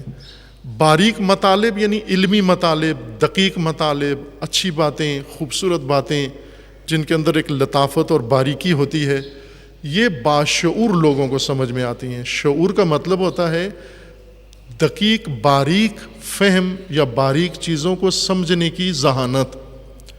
یہ اس ذہانت سے الگ ہے جو انسان مفادات کے لیے استعمال کرتا ہے، جو انسان اور یہ الگ ایک شعور، ایک الگ قسم کی ذہانت ہے جس میں سے انسان لطیف باریک چیزوں کو درک کرتا ہے، سمجھتا ہے۔ باشعور ہونا کہ یہ ہمیں کام کرنا ہے، پاکستانیوں کو اس شعبے میں بہت کام کرنا ہے۔ کچھ شعبوں میں ہم نے کافی کام کر لیا ہے، اسے روکنا ہے کہ اب اسے مزید آگے نہ جانے دیں۔ ایک تو لنڈا روکنا ہے، لنڈا کافی آ گیا پاکستان میں، اسے روک لیں لنڈے کو۔ لنڈے کے کپڑے، لنڈے کے جوتے، لنڈے کی زبان، لنڈے کی تعلیم، لنڈے کا سسٹم۔ لنڈا کس کو کہتے ہیں؟ کسی قوم کی استعمال شدہ چیز کسی دوسری قوم کو دی جائے، وہ استعمال کرے، اسے لنڈا کہتے ہیں۔ یہی ہوتا ہے نا لنڈا۔ ایک قوم نے کپڑے پہنے، اتار کے گفٹ کر دیا، وہ تاجر لے کر آ کر دوسری قوم کو پہنا دیے، خوب یہ لے کے پہن لیتے ہیں، یہ ہو جاتا ہے لنڈا۔ اسی طرح اگر ایک قوم اپنی تعلیم، اپنا طرز تعلیم، اپنا اسکول سسٹم، تعلیم سسٹم کسی دوسری قوم کے حوالے کریں کہ آپ بھی اس طرح پڑھو، اور وہ بھی لے کے آگے اپنے قوم کو اسی طرح پڑھنا شروع کر دیں۔ ایک قوم اپنی زبان چھوڑ دے، دوسروں کی زبان بولنا شروع کر دے۔ اگر ایک آدمی چیونگ گم کھا کے، لنڈا میں یہ بتاتا ہوں مثال، اچھی مثال یہ ہے، بعض کے پاس چیونگ گم ہوتی ہے، بعض کے پاس نہیں ہوتی۔ یہاں ممنوع ہے چیونگ گم کھانا۔ بعض لے آتے ہیں ساتھ، اپنے پاس رکھتے ہیں، منہ میں رکھ لیتے ہیں، بعض کے پاس نہیں ہوتی۔ یہ جس کے پاس نہیں ہے، یہ اس کے منہ دیکھتا رہتا ہے کہ اس کے پاس ہے، میرے پاس نہیں ہے۔ اب یہ جس نے منہ میں رکھی ہوئی ہے، گھنٹہ 2 گھنٹے اس نے چبائی، اور چبانے کے بعد اس نے نکال کے پھینک دی۔ جس کے پاس نہیں ہے، یہ فوراً دوڑ کے اٹھا کے اس کو لے کے اپنے منہ میں رکھ لے۔ اس کی چبائی ہوئی چیز، اس کی چبائی ہوئی گم لے کے یہ خود اس کو چیونگ شروع کر دے اس کی۔ یہ لنڈا ہے۔ وہ بھی قوم نے کپڑے پہنے ہیں، وہ بیمار قوم ہے کیا، خارش والی قوم ہے، جیسی بھی ہے، اس کے اپنے سائز کے کپڑے ہیں، اسی کو پہنے، خود پہنو اپنے کپڑے۔ لیکن ایک دوسری قوم کو آ کے پہنا دیتے ہیں کیونکہ ان کے پاس پیسے تھوڑے ہیں، یہ نئے کپڑے نہیں بنا سکتے، یعنی شلوار قمیض پسند نہیں ہے، انہوں نے پہننا ٹراؤزر ہی ہے، بے شک لنڈے کا اترا ہوا ہو، بے شک کسی ہندو کا اترا ہوا ہو، کسی سکھ کا اترا ہوا ہو، کسی عیسائی یہودی کا اترا ہوا ہو، وہ پہن لے گا، شلوار قمیض نہیں پہنے گا، چونکہ یہ شوقین ہے، اس لیے شوقینوں کے لیے وہ اپنے اترے ہوئے لباس بھیج دیتے ہیں۔ اب اسی طرح ہم نے انگلش پڑھنی ہے، انگلش بولنی ہے، زبان اردو ہے آپ کی، ہیں پاکستانی ہیں آپ، لیکن شوق چڑھا ہوا ہے سارا، وہ یہ لنڈا ہے سارا۔ یہ کام روکنے، یہ زیادہ ہو گئے ہیں، لنڈا بہت زیادہ ہو گیا، ہر چیز لنڈا، سیاست لنڈے کی ہے، قانون لنڈے کا ہے۔ آپ کو پتہ ہے کہ آپ کا قانون بھی لنڈے کا ہے، آپ کا جو ملکی آئین ہے یہ بھی لنڈے کا ہے، یہ بھی خود نہیں، یہاں پاکستان میں نہیں بنایا گیا، بلکہ وہاں باہر سے لے کر اس کو کاپی کر کے اور یہاں پر چلا دیا۔ آپ کا عدالتی نظام، آپ کا تعلیمی نظام، آپ کے بہت سارے سسٹم سارے لنڈے کے ہیں، یہ زیادہ ہو گیا لنڈا، اس کو کم کرنا ہے۔ لیکن کچھ چیزیں ہیں جنہیں بڑھانا ہے، وہ چیزیں جو بہت اشد ضروری ہے پاکستان کے لیے، وہ شعور بڑھانا ہے، یہ بنیاد ہے۔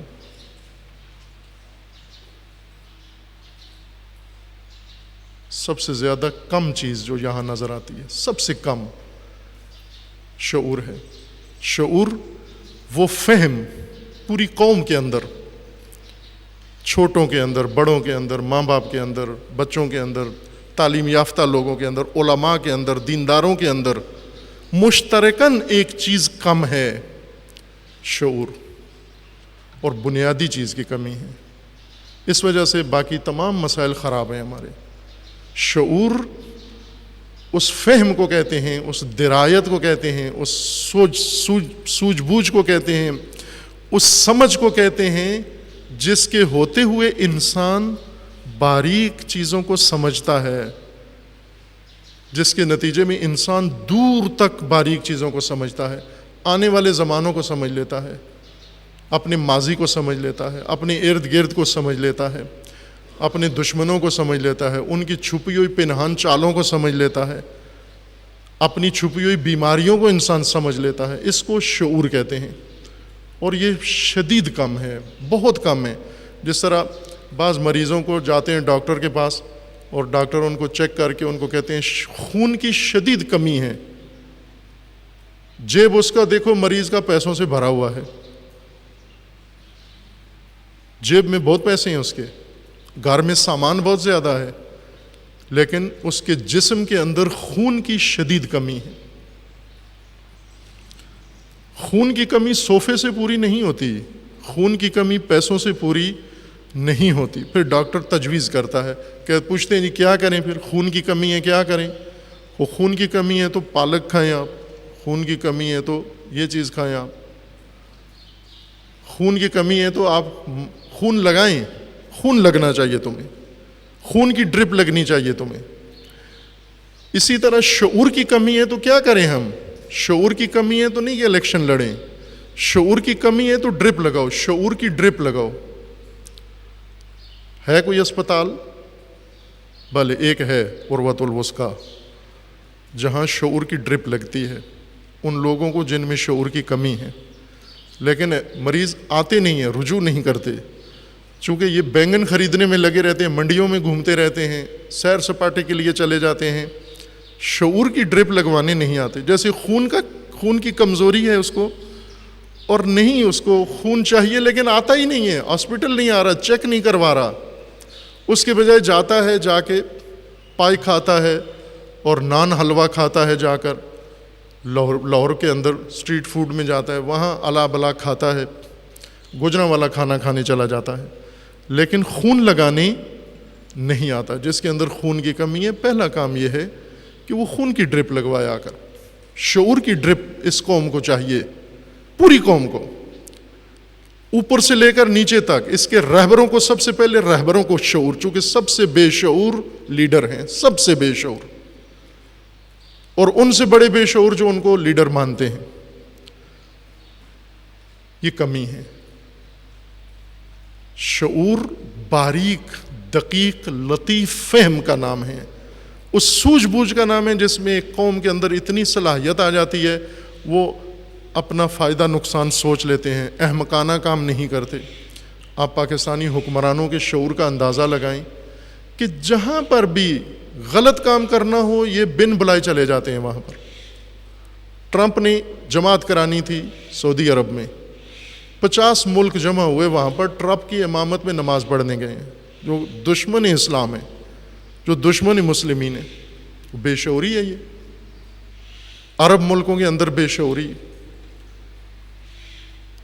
ڈگریاں لے لیتے ہیں باقی شعبوں کے اندر، پڑھ لیتے ہیں، فزکس پڑھ لی، میتھ پڑھ لیا، سائنس پڑھ لیا، لا پڑھ لیا، فلاں پڑھ لیا۔ شعور بھی پڑھو، وہ ساری تعلیم اس وقت کام آئے گی اگر شعور ہوا تمہارے اندر۔ بے شعور تباہ۔ یہ ملک پاکستان آپ کو اندازہ نہیں ہے، چونکہ بتاتا کوئی نہیں ہے آپ کو کہ آپ کے ملک کی حقیقت اس وقت کیا ہے، آپ عالمی نظام میں آپ کہاں کھڑے ہیں، آپ کی حیثیت کیا ہے، یہ قوم، آپ کا نظام، آپ کا سسٹم۔ دنیا کی بڑی 1000 یونیورسٹیوں میں سے ایک یونیورسٹی آپ کی شمار نہیں ہوتی۔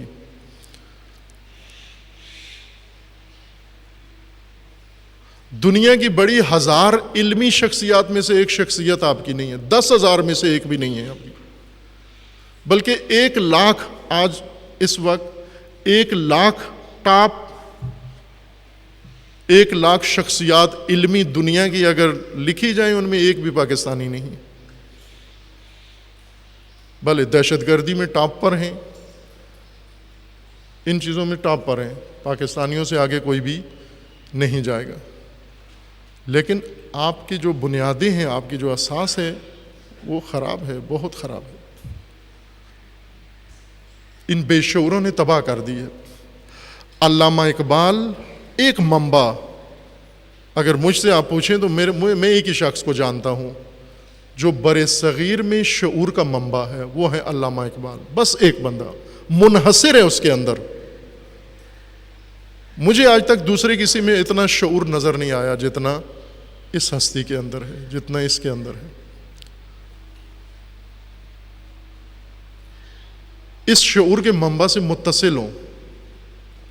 شاعر خود کہتے تھے میں شاعر نہیں ہوں. شاعر یعنی خیالی باتیں کرنے والا. شعور، علامہ اقبال شعر خیالات والا شاعر نہیں ہے، شعور والا شاعر ہے. بہت باشعور ہے، بہت باشعور، اور حیرت کی حد تک باشعور ہے علامہ اقبال. ناشناختہ، ہمیں معلوم نہیں.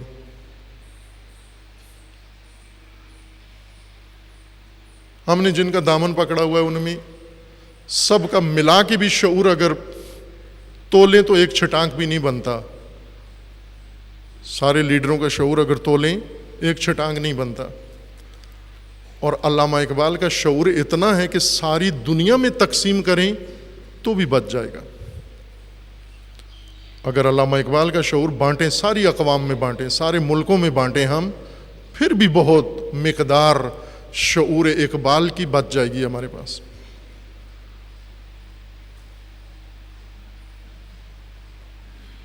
ہم نے شعر والا شاعر اس کو سمجھا ہے نا، شعور والا شاعر ہے.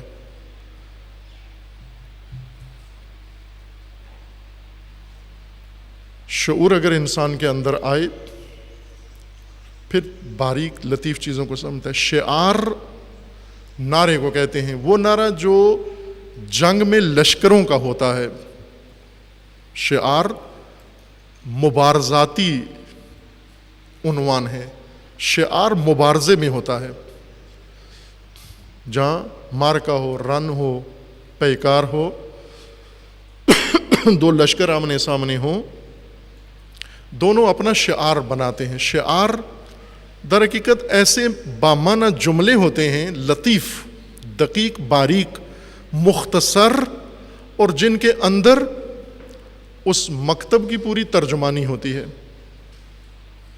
ایک عشرۂ مجالس، پہلے جب توفیق تھی یہ مجالس کی، تو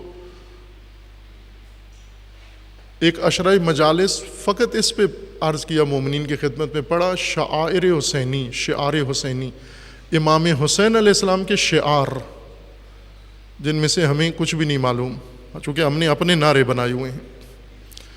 امام حسین علیہ السلام کے شعار، امام علی کے شعار، رسول اللہ کے شعار، قرآن کے شعار.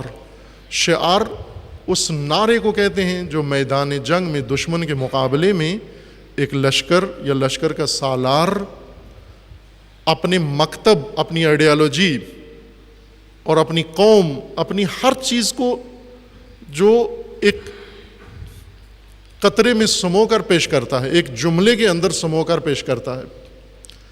جس طرح سید الشہداء علیہ السلام کا یہ شعار ہے، ہیہات من الذلہ. یہ پورا اسلام ہے، مکمل اسلام ہے، ہیہات من الذلہ. یہ مکمل دین امام حسین علیہ السلام نے اپنی شخصیت، اپنی تربیت، اپنا مکتب، اپنی آئیڈیالوجی، اپنا دین، اپنا قرآن، اپنا منشور، اپنا دستور، ہر چیز اس جملے کے اندر ڈال دی ہے، ہیہات من الذلہ. ایک غیر مسلم نے امام حسین علیہ السلام کے بارے میں کتاب لکھی ہے، بہت دلچسپ، اور وہ امام نہیں مانتا. ظاہر ہے وہ نگاہ نہیں ہے جو ہماری ہے کہ یہ خاندان اہل بیت سے ہیں، رسول اللہ کی فیملی سے ہیں. ظاہر اس کے لیے یہ چیزیں کوئی اہمیت نہیں رکھتی. مسلمان ہے، وہ مانتا ہی نہیں ہے، رسول اللہ پر ایمان ہی نہیں ہے. وہ ایک عام آدمی ہے، سیکولر آدمی ہے، مذہبی بندہ بھی نہیں ہے، مسلمان بھی نہیں ہے، لیکن اس نے ایک جائزہ لیا نفسیاتی طور پر امام حسین علیہ السلام کی شخصیت کا نفسیاتی مطالعہ. امام حسین کے کلام میں، خطبوں میں اور شعار میں یہ دیکھنے کے لیے، یہ باقاعدہ علم ہے. آج کل ایک میتھڈ ہے کہ آپ کلام، کچھ اصول ہیں کلام کے تجزیہ و تحلیل کے لیے. اگر ایک انسان 5 منٹ بولتا ہے، اس کی 5 منٹ کی گفتگو کو ان اصولوں کے مطابق تجزیہ تحلیل کر کے بتا سکتے ہیں آسانی سے کہ یہ شخص کس نفسیات کا مالک ہے. یہ آدمی، اس نے یہی کام کیا. انہی اصولوں کے تحلیل کلام کے اصولوں کے مطابق سید الشہداء علیہ السلام کے خطبوں کا تجزیہ کیا اور وہاں سے اس نے کہا کہ مجھے جو شخصیت نظر آئی ہے سید الشہداء کے، یعنی ان جملوں کا جو قائل ہے، جو بانی ہے، جس نے یہ سب کچھ فرمایا ہے، کہا کہ وہ بہت اعلیٰ ظرف انسان اور بہت اعلیٰ مقام عزت نفس پہ فائز خوددار انسان، جو دنیا میں کسی کو ذرا برابر بتا دینے کے لیے تیار نہیں ہے، اوج پہ مجھے نظر آتا ہے یہ شخص، یہ ہستی، یہ شعار ہیں سید الشہداء کے۔ ایک غیر مسلم اس شعار کو مانا کرتا ہے، ہمارے ذاکر خطیب کو پتہ ہی نہیں ہے یہ شعار ہیں کیا ہیں، انہوں نے خود سے بنا لی ہے، امام حسین کی ایک خیالی شخصیت خود سے بنا لی ہے۔ اسی طرح امام علی کے شعار ہیں، رسول اللہ کے شعار ہیں۔ شعائر جو اس باس کے اندر ہے، اس سے مراد ہوتی ہے علامت، دقیق باریک لطیف علامت کسی شے کی، یا ایسی چیز جو لطافت بتاتی ہو، باریکی و خوبصورتی بتاتی ہو، وہ علامت جو ذیل علامت کی خوبصورتی کی نشاندہی کرے۔ جیسے لوگو بناتے ہیں آپ، لوگو ہر چیز کا، بعض بہت خوبصورت لطیف لوگو بناتے ہیں، سائن بناتے ہیں، یہ نشانیاں ہیں، یہ شعائر ہیں، لیکن یہ ہمارے بنائے ہوئے شعائر ہیں۔ اللہ تعالیٰ نے بھی شعائر مقرر کی ہیں، علامتیں مقرر کی ہیں، خود اللہ نے۔ شعائر اللہ وہ نہیں ہیں جنہیں ہم بنا کے کہیں یہ شاعر اللہ ہیں، ہم نہیں بنا سکتے شاعر اللہ، جو خدا نے بنائے ہیں، جنہیں اللہ نے خود کہا ہے یہ شعائر ہیں، جیسے کہ مسجد ہے، یہ شعائر اللہ میں سے ہے۔ اسے مزید انشاءاللہ بحث کریں گے، کھولیں گے اس مطلب کو، چونکہ تعظیم شعائر اللہ قرآن کریم میں تاکید ہے۔ ایک آیت کے اندر ہے کہ لا تحلوا شعائر اللہ، اللہ کے شعائر کی بے حرمتی مت کرو، ان کی حرمت کا خیال رکھو۔ یہاں پر ہے جو بھی تعظیم کرتا ہے شعائر اللہ کی، یہ اس کے دل کے قلب کے تقوی کی علامت ہے، تقوی قلب کی علامت ہے۔ اگر شاعر اللہ کی تعظیم نہیں کرتا، بے تقوی انسان ہے، تغوا ہے، گمراہ انسان ہے، پلید دل والا، خبیث دل والا انسان ہے، جو شعائر اللہ کی تعظیم نہیں کرتا۔ شعائر اللہ ہر مسلک مذہب نے خود سے بنا لیے ہیں، نام دے دیا یہ شعائر اللہ ہے، نہ، شعائر اللہ وہ ہیں جو اللہ تعالیٰ نے مقرر کیے ہیں، ہم نہیں بنا سکتے، ہمیں اجازت نہیں ہے، فیکٹری نہ لگائیں ہم شاعر بنانے کی کہ یہ بنا کے بازار میں بیچتے رہیں شاعر اللہ، مارکیٹ نہ لگائیں۔ شاعر اللہ اللہ نے جن کو علامت دین قرار دیا ہے، جن کو خداوند تبارک و تعالیٰ نے توحید کی علامت قرار دیا ہے، اللہ کی علامت قرار دیا ہے، وہ شاعر اللہ ہیں۔ ان کی تعظیم، ان کا احترام علامت ہے انسان کے تقوی کی، تقوی قلبی کی علامت ہے۔ تقوی قلبی ایک وسیع امر ہے، صرف شاعر اللہ کی تعظیم تقوی نہیں ہے، تقوی ہو اس کا ایک نتیجہ، اس کا اثر شاعر اللہ کی تعظیم کی صورت میں سامنے آتا ہے، ورنہ اگر شاعر اللہ کی تعظیم نہیں کرتا تو معلوم ہو گیا کہ بے تقوی انسان ہے، یہ اس سے اجتناب کرنے کی ضرورت ہے۔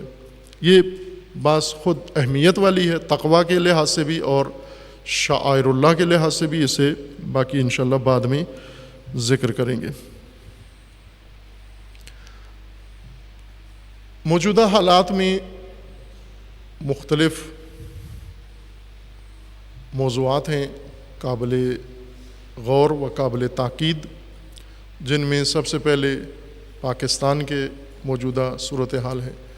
جیسا میں نے اشارہ کیا کہ ملکی حالت کا ہمیں اندازہ نہیں ہے، پاکستانی قوم کو، کیونکہ میڈیا ملکی حالات نہیں بتاتا اور میڈیا کا انداز ہی غیر سنجیدہ ہے، پوری قوم کا انداز غیر سنجیدہ ہے، اور غیر سنجیدہ کو ضرورت ہی نہیں پتہ ہوتی کہ ہم اپنے اندر کی حالت کا بھی اندازہ لگائیں۔ جیسے ایک غیر سنجیدہ بیمار ہو، اس کو سرطان ہو جائے، کینسر ہو جائے، لیکن وہ ڈھول ڈھمکے میں ہی لگا رہے، وہ اچھل کود میں دھمال میں مصروف ہو، کیونکہ سنجیدہ ہی نہیں ہے، اور اس کے ارد گرد والے بھی سنجیدہ نہیں ہیں، وہ مذاق مسخرے میں اس کو لیتے ہیں، اور اس طرح دیکھتے دیکھتے ان کی آنکھوں کے سامنے مر جاتا ہے بیمار۔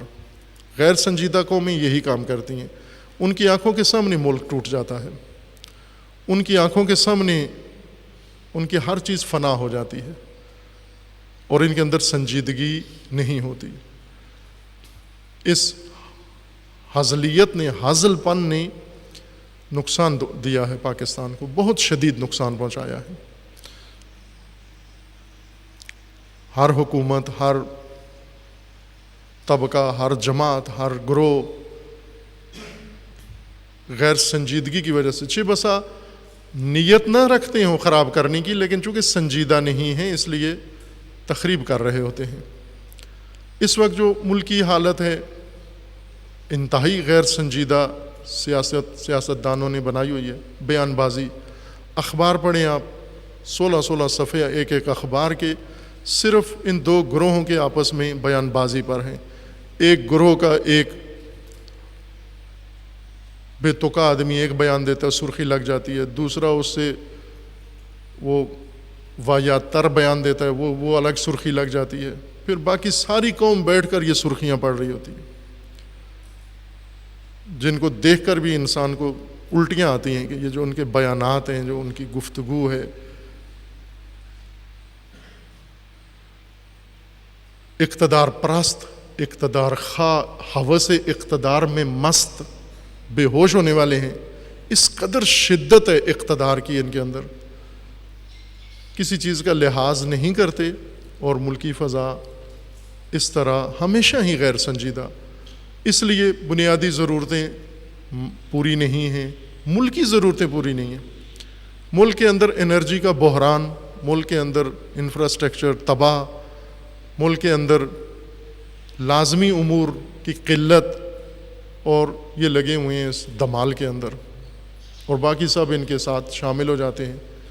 میڈیا ان کو ترجمانی کرتا ہے ان کی، کبھی ڈرامہ، ایک ڈرامہ ختم ہوتا ہے دوسرا ڈرامہ شروع کر دیتے ہیں، پاناما لیکس بنا کے گئی، JIT بنا دی گئی، پھر فلاں بنا کے، عدالتیں اسی کے اندر ملوث، ادارے اسی کے اندر ملوث، فورسز اسی کے اندر ملوث، ہم و غم یہ بنا کے یہ ڈرامہ شروع کیا ہوا، اور اس طرح اس قوم کو مزید احمق بنا رہے ہیں، مزید بے شعور اور بیوقوف بنا رہے ہیں، اور یہ بہت افسوسناک، یہ ہر دہشت گردی سے زیادہ افسوسناک حالت ہے۔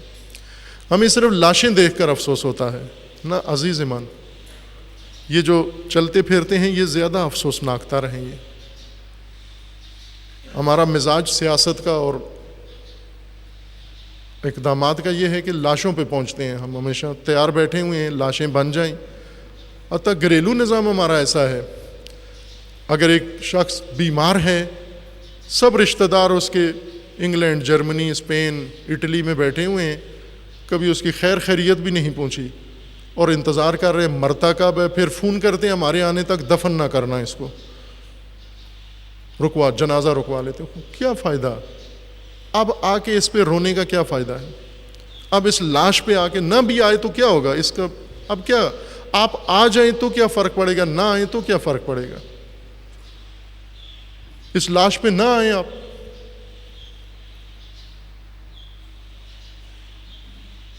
دھماکہ ہو جاتا ہے، فوراً لاشوں کے اوپر جا کے اکٹھے ہو جائیں گے، اور یہ بہت بڑی کارکردگی ہوگی لاشوں پہ جمع ہونا۔ آپ نہ بھی آتے کیا ہوتا تھا؟ آپ کے آنے سے ان لاشوں کو کیا فرق پڑ گیا ہے؟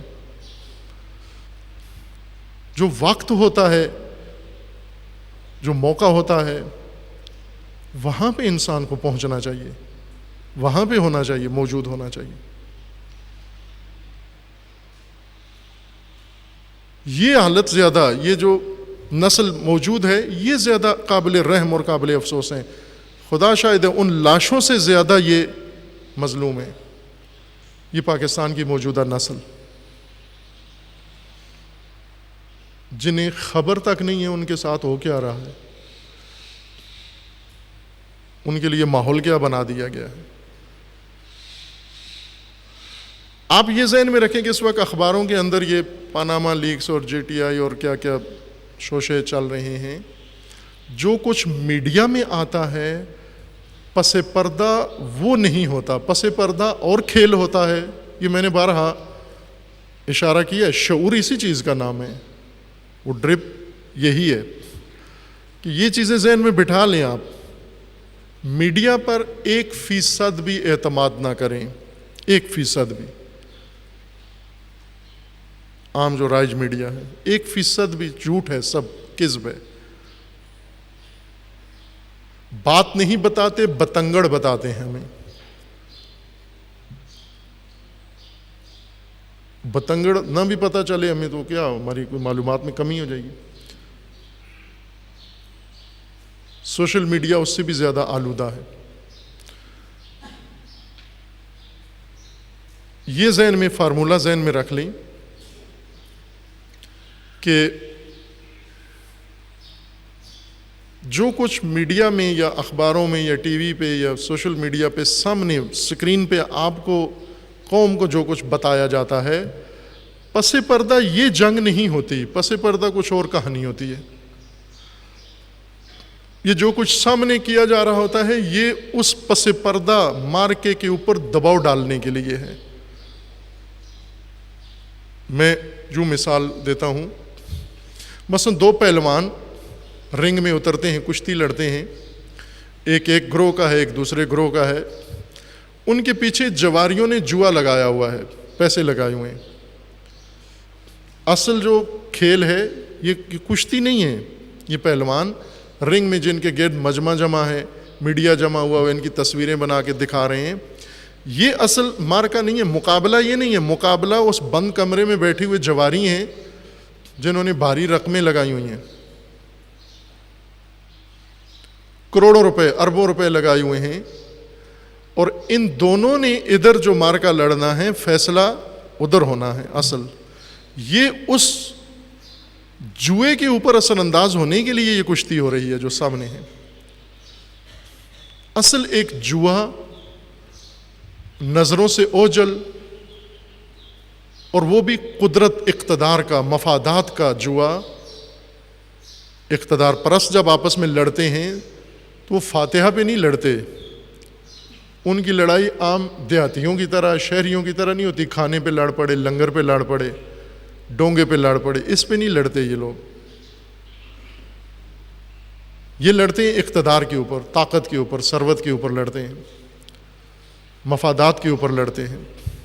یہ سانڈ طاقت و ثروت کے آپس میں برسر پیکار ہیں، اور پیچھے خطرناک جنگ ہوتی ہے. اور اس کا دباؤ بڑھانے کے لیے یہ سامنے میدان میں کچھ لوگوں کو اتارتے ہیں، عدالتوں کو اتار دیتے ہیں میدان میں، سیاسی جماعتوں کو اتار دیتے ہیں، سیاسی لیڈروں کو اتار دیتے ہیں، میڈیا کو اتار دیتے ہیں، اور اس طرح سے قوم کے سامنے کچھ اور ہو رہا ہوتا ہے، پس پردہ کچھ اور ہو رہا ہوتا ہے.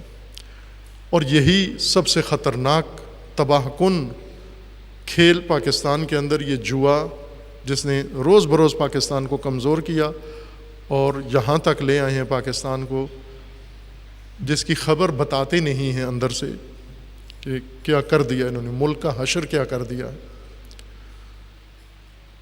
دوسرا مسئلہ جو اب بظاہر تو قوم کے لیے، سب کے لیے ختم ہو گیا ہے، لیکن حقیقتاً کچھ بھی ختم نہیں ہوا.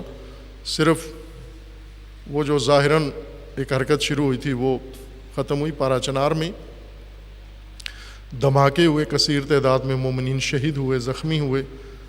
خداوند تبارک و تعالیٰ ان شہداء کو جوار رحمت میں مقام عطا فرمائے، اور پروردگار ان کے سوگوار خاندانوں کو صبر عطا فرمائے انشاءاللہ، اور خداوند تعالیٰ ان زخمیوں کو جلد از جلد شفاء کاملہ عطا فرمائے. وہ بھی ایک احتجاج کیا وہاں کے مومنین نے، سوگوار خاندانوں نے اور دیگر مومنین نے مل کر، اور شرائط رکھیں، کچھ مطالبات رکھے، اور پھر بظاہر جو کچھ مطالبات تھے وہ ان کے پورے ہوئے. مذاکرات ہوئے، حکومتی اہلکار گئے وہاں، بات چیت ہوئی اور قضیہ ختم ہو گیا. لیکن حقیقتاً یہ روڈ پہ جو کچھ ہو رہا تھا وہ ختم ہوا ہے، اصل مسئلہ ختم نہیں ہوا. دشمنی تشیع کے ساتھ ختم نہیں ہوئی، دہشت گردی ختم نہیں ہوئی، پارا چنار جو اس جاری لہر کے اندر مرکزی ٹارگٹ رکھا ہوا تھا وہ ختم نہیں ہوا، ہر چیز اپنی جگہ قائم ہے، چونکہ ابھی ختم ہونے والا کوئی قدم ہی نہیں اٹھایا گیا، کوئی اقدام ایسا نہیں ہوا۔ ابھی جو قدم اٹھایا گیا وہ یہ کہ معاوضہ دیا جائے، کہ یہ خود اپنی جگہ ایک قابل غور موضوع ہے، شہداء کا لاشوں کا معاوضہ مانگنا اور اس پہ بارگیننگ کرنا اور اوپر نیچے ریٹ کرنا، فلاں حادثے کے زخمیوں کو اور جان بحق لوگوں کو اتنا دیا، ہمیں اتنا دیا، یہ خود معیوب بات ہے یہ کام کرنا۔ کہ علامہ اقبال کا فرمانا ہے کہ ان شہیدوں کی دیت اہل کلیسا سے نہ مانگ، یہ شہید جو ہیں خدا کی راہ میں، ان کی دیت اہل کلیسا سے نہ مانگو جا کر، جن کا مرتبہ یا مقام ہے حرم سے بڑھ کر، جن کا احترام اللہ نے کعبہ سے زیادہ بنایا ہے، آپ ان کو اس طرح سے متاع نہ بناؤ ان کو، کہ یہ ہر دفعہ تکرار ہوتا ہے یہ ماجرا معاوضے والا۔ مطالبات ہوئے، حکومت سے ہوئے، اور حکومت نے وعدہ دے دیا، کچھ پورے بھی کر دیے، کچھ کر دیں گے پورے۔ مطالبات تو ہو گئے لیکن فرائض اپنی جگہ باقی ہیں۔ مطالبات کا مطلب ہوتا ہے کہ حکومت ہمارے لیے یہ کرے، لیکن وہ جو خود ہم نے کرنا ہے، قوم نے کرنا ہے، وہاں کے مقامی لوگوں نے کرنا ہے، مقامی قیادت نے کرنا ہے، ان بزرگان نے کرنا ہے، علماء نے کرنا ہے، جوانوں نے کرنا ہے، وہ رہتا ہے۔ ابھی مطالبات کی بات ہوئی ہے، فرائض کی بات ابھی نہیں ہوئی کہ خود سے ہمیں کیا کرنا ہے۔ ہم اگر یہ توقع رکھ لیں کہ ہمیں یہ بچائیں گے، یہ لوگ بچائیں گے، تو یہ 30-40 سال ہو گئے ہیں، انہوں نے ایک دفعہ بھی سنجیدہ اقدام نہیں کیا۔ بارہا آپ مشاہدہ کر لیں، پڑھ لیں، میڈیا پڑھ لیں، تاریخ پڑھ لیں، دیکھ لیں گزشتہ 3 دہائیوں کے حالات، کہ ان کو ذرا برابر ہمدردی نہیں ہے تشیع کے ساتھ، ذرا برابر نہیں ہے۔ اور اس وقت عالمی سطح پر تشیع کی سرکوبی کے لیے لشکر بنائے گئے ہیں، ان لشکروں میں یہ بیٹھے ہوئے ہیں جا کر، تشیع کی سرکوبی کے لیے جو لشکر بنا ہے اس لشکر کا یہ حصہ ہیں۔ تو پھر ہمیں کیسے توقع ہے کہ جو عالمی سطح پر تشیع کی سرکوبی کے لیے جو فورم بنا ہے محمد بن سلمان کی سربراہی میں، دہشت کار ترین انسان کی سربراہی میں، ان سب سے کیا توقع رکھتے ہیں کہ وہ شیعہ کے خیرخواہ ہیں، وہ شیعہ کے ہمدرد ہیں، وہ شیعہ کے حامی ہیں؟ اگر ذرا برابر بھی احساس ہوتا، رحم ہوتا، تو اس کا حصہ نہ بنے، یہ ایک علامت ہے، اس کا حصہ نہ بنے۔ کہہ دیں کہ یہ تشیع کے خلاف جب بن رہا ہے عالمی سطح پر، تو ہم کیوں اس کا حصہ بنتے ہیں؟ پارا چنار اسی کا ایک نشانہ ہے۔ یعنی اس وقت پارا چنار میں جو کچھ ہو رہا ہے وہ پاکستان کے اندرونی جو مسائل تھے ان کا حصہ نہیں ہے یہ پارا چنار۔ ابھی پارا چنار عالمی مسائل کے تناظر میں دیکھا جا رہا ہے، سوریہ محاذ کا ایک حصہ سمجھا جا رہا ہے۔ یعنی پارا چنار میں جو کچھ یہ جنایت کرتے ہیں آ کر، یہ سمجھ رہے ہیں کہ گویا سوریہ کی جنگ ہے جو پارا چنار میں آ کر لڑ رہے ہیں اور انتقام لے رہے ہیں۔ جو عراق میں انہیں شکست ہوتی ہے وہ آ کر یہاں اس کا بدلہ لے رہے ہیں۔ اس لیے بہت کچھ باقی ہے، جاری ہے۔ جیسا میں نے اشارہ کیا، اگر دہشت گردی ہی کو لے لیں کہ دہشت گردی پورے ملک کا المیہ ہے، پوری قوم کا مسئلہ ہے، صرف پارا چنار یا شیعہ کا نہیں ہے، پوری قوم کا مسئلہ ہے۔ اگر چاہتے ہیں ملک سے دہشت گردی ختم کرنا، وہ دہشت گردی ختم کرنے کے لیے 3 جڑیں دہشت گردی کی کاٹنی ہوں گی۔ پتے جھاڑنے سے، دہشت گردی کے درخت کے پتے جھاڑنے سے دہشت گردی ختم نہیں ہوتی۔ دہشت گردی کے ملعون خبیثہ، شجرہ خبیثہ کی جڑ کاٹنی ہے، اور جڑ 3 چیزیں ہیں، بارہا عرض کیا ہے، 3 چیزیں ہیں۔ ایک نظریہ و مکتب، وہ سوچ جو دہشت گردی کو جواز دیتی ہے، اس کی جڑ کاٹیں۔ جب تک وہ سوچ موجود ہے، وہ مکتب موجود ہے، وہ نظریہ موجود ہے، انسان کش، مسلمان کش، تکفیری، اس وقت تک کبھی دہشت گردی ختم نہیں ہوگی۔ فیکٹریاں چل رہی ہیں، اور مارکیٹوں پہ چھاپے مار رہے ہیں. آپ فیکٹریاں بند کریں. اور دوسری چیز سرکاری سرپرستی. دہشت گردی کی بڑی جگہ پاکستان میں دہشت گردی عوام نے شروع نہیں کی، کسی بھی فرقے کے عوام نے شروع نہیں کی، یہ سرکاری لوگوں نے شروع کروائی ہے. افغانستان جنگ میں شروع کروائی ہے، باقاعدہ سرکاری سرپرستی میں شروع ہے. عربی پیسہ، یہ 3 بنیادی جڑیں ہیں. عربی پیسہ، عربی ملک، سرکاری سرپرستی اور نظریاتی میدان، بنیاد، کھیت، جہاں پر یہ دہشت گردی پلتی بڑھتی ہے. ان تینوں کو ابھی تک کوئی آپریشن ان کے خلاف نہیں ہوا. نہ سرکاری سرپرستوں کے خلاف آج تک آپریشن ہوا. ایک سرکاری اہلکار نہیں پکڑا گیا اس جرم میں کہ آپ نے کیوں سرپرستی کی ہے دہشت گردی کی. ایک عربی ملک سے تعلق نہیں کاٹا گیا اور ان پہ کوئی مقدمہ نہیں ہوا، کوئی پالیسی نہیں بنی. تو کس طرح سے ہم پھر باور کریں کہ پارا چنار آسودہ سو جائے؟ اور پارا چنار کی تاریخ میں یہ پارا چنار کو کبھی حکومتوں نے نہیں بچایا، پارا چنار میں خود وہاں کے مومنین نے بچایا، بلکہ تمام قبائل اسی طرح سے ہیں. قبائل نے پاکستان بچایا ہے. قبائل بنائی، یہ باؤنڈری، یہ زون بفر اس لیے بنایا گیا تھا کہ قبائل نے ملک بچانا ہے. اس علاقے کو فری علاقہ، آزاد علاقہ چھوڑا گیا تاکہ وہ ملک کا دفاع کریں. اور آج حالت یہ ہو گئی ہے کہ وہ جو ملک بچانے کے لیے تھے، باؤنڈری کے اوپر، سرحدوں کے اوپر جنہوں نے ملک کا دفاع کرنا تھا، آج اپنے دفاع میں بھی عاجز آ گئے ہیں. چونکہ اندر کچھ مسائل پیدا ہو گئے ہیں، اندر کوئی بیماریاں لگ گئی ہیں. ان بیماریوں کو دور کرنا ہے. اندرونی بیماریاں، گروہ، دھڑے، ایک دوسرے کو تحمل نہ کرنا، ایک دوسرے کو برداشت نہ کرنا، اور مرکزیت اپنی خود کمزور کی ہے، جس وجہ سے موقع ملا باہر والوں کو. ورنہ پارا چنار ایک ایسا قلعہ تھا جس کی طرف کوئی نگاہ کرتے ہوئے ڈرتا تھا، لیکن ابھی کسی کو جھجک نہیں ہے، چونکہ انہوں نے پہلے اندر بیماریاں ایجاد کی ہیں اور ان بیماریوں کے بعد پھر اب یلغار کرنا شروع کر دی ہے. اس لیے اب مطالبات کے بعد فرائض و ذمہ داریاں ہیں، ان کے لیے اہتمام کی ضرورت ہے. اور ہمیں امید ہے انشاءاللہ کہ جتنے پرخلوص وہ مومنین ہیں، جتنے جذبے والے مومنین ہیں، ایثارگر، اور اتنی قربانیاں دے کے پھر بھی مقاوم، استوار و پائیدار، انشاءاللہ وہ اپنے اندر کے جو مسائل ہیں انہیں بھی بہتر کر کے تو پارا چنار بھی انشاءاللہ محفوظ ہوگا، اور پورے پاکستان کے اندر انشاءاللہ پاکستان میں ہر پاکستانی بھی اور بالخصوص شیعہ پاکستان کے اندر محفوظ ہو انشاءاللہ.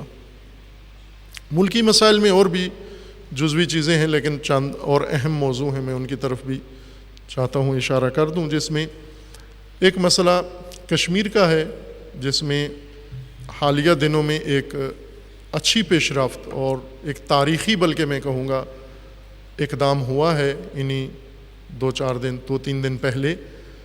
وہ یہ کہ رہبر معظم انقلاب اسلامی حضرت آیت اللہ العظمیٰ خامنئی دامہ ظلہ العالی نے باقاعدہ اپنی ملک کی عدلیہ کو حکم دیا ہے، بحیثیت ولی امر، بحیثیت ولی فقیہ، امر کیا ہے ملک کی، ایران کی عدلیہ کو، عدالتی سربراہ کو، چیف جسٹس کو. وہاں تھوڑا سا عدالتی نظام مختلف ہے ہمارے نظام سے. جو سربراہ ہیں عدلیہ کے، اور انہیں حکم دیا ہے کہ باقاعدہ طور پر ایران کی عدلیہ کشمیر کے لیے اقدام کرے اور قوت کے ساتھ قانون کی بنیاد پر آگے بڑھے اور کشمیری مظلوموں کا دفاع کرے. متعدد طریقے ہیں عدلیہ کا، اس میں میانمار کا بھی کہا، برما کے مسلمانوں کے لیے بھی اقدام کریں، فلسطین کے لیے اقدام کریں، لیکن خصوصیت کے ساتھ رہبر معظم انقلاب اسلامی نے کشمیر کے لیے اپنے ملک کی عدلیہ کو حکم دیا۔ عدلیہ ایک ملک کی بہت اہم کردار ادا کر سکتی ہے۔ آپ امریکہ کی عدلیہ کو دیکھیں کہ انہوں نے تمام دنیا کے اوپر مقدمات چلائے ہوئے ہیں اپنے ملک میں۔ وہاں بیٹھ کر کسی دوسری جگہ پر کوئی شخص کسی دنیا کے کسی ملک میں کچھ کرتا ہے تو ایرانی عدالت، امریکی عدالت وہاں پر بیٹھ کر اس پر کیس چال کے اس کے لیے سزا تجویز کر دیتی ہے۔ عدلیہ ایک تو عالمی سطح پر عدلیہ اس ملک کو اٹھائے، عدالتی نقطۂ نگاہ سے کشمیر کی مظلومیت کو اور حق کو، اور یہ حق انہیں ملے، ان کا حق ہے، یہ بنیادی حق ہے۔ ان کے اوپر جو ظلم و ستم ہو رہا ہے اور ان کو جرائم قرار دیا جائے، ان کو جنگی جرائم قرار دیا جائے، اور جنگی جرائم قرار دے کے عالمی عدالتوں میں اور مسلمان عدالتوں میں ان کے اوپر مقدمات چلائے جائیں اور انہیں طلب کیا جائے باقاعدہ عدالتوں میں، جو بھی ذمہ دار ہے کشمیر کے اندر ظلم کرنے کا، ظالم ہے، انہیں۔ خوب ظاہر ہے کہ یہ ایک بہترین لاہ عمل ہے جو فوراً فی الفور تو اثر نہیں دکھاتا، لیکن دراز مدت، ایک طولانی مدت کے اندر اس کے بڑے مثبت اثرات ظاہر ہوتے ہیں۔ اگر خود اہل کشمیر بھی اس فرصت سے استفادہ کریں، اور جس طرح سے وہاں اندر ایک نہضت تحریک دوبارہ اٹھی ہے اور جان پکڑی ہوئی ہے اس نے، اس موقع پر یہ عالمی، چونکہ عالمی حمایت کبھی بھی نہیں رہی کشمیر کی، اس کی اپنی وجوہات ہیں، لیکن یہ بہترین موقع ہے کہ ایک عالمی سطح پر اسلامی ممالک، جہاں ان کو جمع کر کے خیانت کی جا رہی ہے مسلمان ممالک کے خلاف، 50 ملک جمع ہوتے ہیں کفر کی سربراہی میں کہ ایک اسلامی ملک کے خلاف اس کو تنہا کرنے کی پالیسیاں بناتے ہیں۔ عالمی سطح پر کشمیر کے لیے اور برما کے مسلمانوں کے لیے، فلسطین کے لیے، تمام مسلمان ممالک کے جو عدلیہ ہیں انہیں جمع کیا جائے، یعنی ایرانی عدلیہ کو حکم ہے کہ تمام مسلمان ممالک کی عدلیہ کو بھی اس میں شامل کر کے اور عالمی سطح پر ایک اقدام کشمیریوں کے لیے عملی طور پر اٹھایا جائے، اور یہ بہت ہی ایک تاریخی نوعیت کا اقدام ہے، پہلی دفعہ ہو رہا ہے۔ اس سے پہلے کسی ملک نے یہ کام نہیں کیا کہ کشمیر کے اوپر جو کچھ ہو رہا ہے ظلم و جنایت، اسے باقاعدہ طور پر عدالتی پیگیری کی جائے اور عدالتی قانون کے ذریعے سے اسے روکنے کی کوشش کی جائے۔ اور اسی سے مربوط موضوع یہ ہے کہ ایک اور تاریخی واقعہ انہی دنوں میں رونما ہوا ہے، شاید آج واپس آیا ہے۔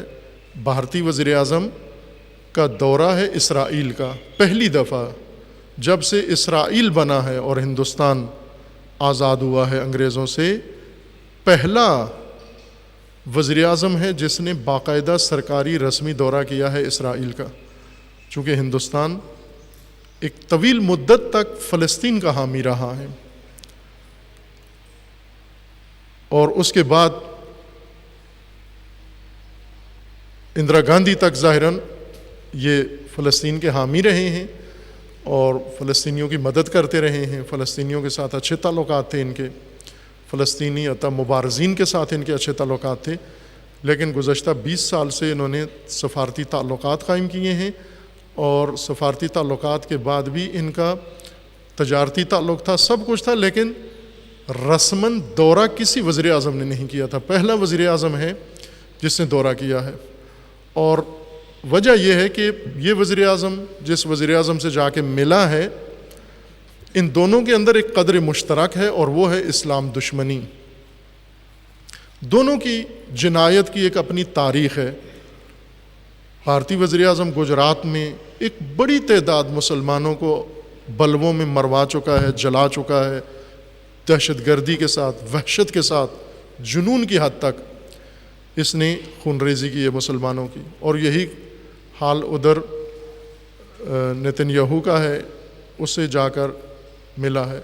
اور ایک اور تاریخی اقدام یہ ہوا ہے کہ جو بھی اسرائیل کا دورہ کرتا ہے، مغربی یا مشرقی جن کے تعلقات ہیں، وہ فلسطینی علاقے کا بھی ساتھ دورہ کرتا ہے۔ اس نے پہلے سے اعلان کیا کہ فلسطینی علاقے میں نہیں جانا، رام اللہ میں نہیں جانا۔ اس نے رام اللہ جو फ़लस्तीनियों का दारुल-ख़िलाफ़ा है और किसी फ़लस्तीनी रहनुमा से इसने वहाँ नहीं मिलना।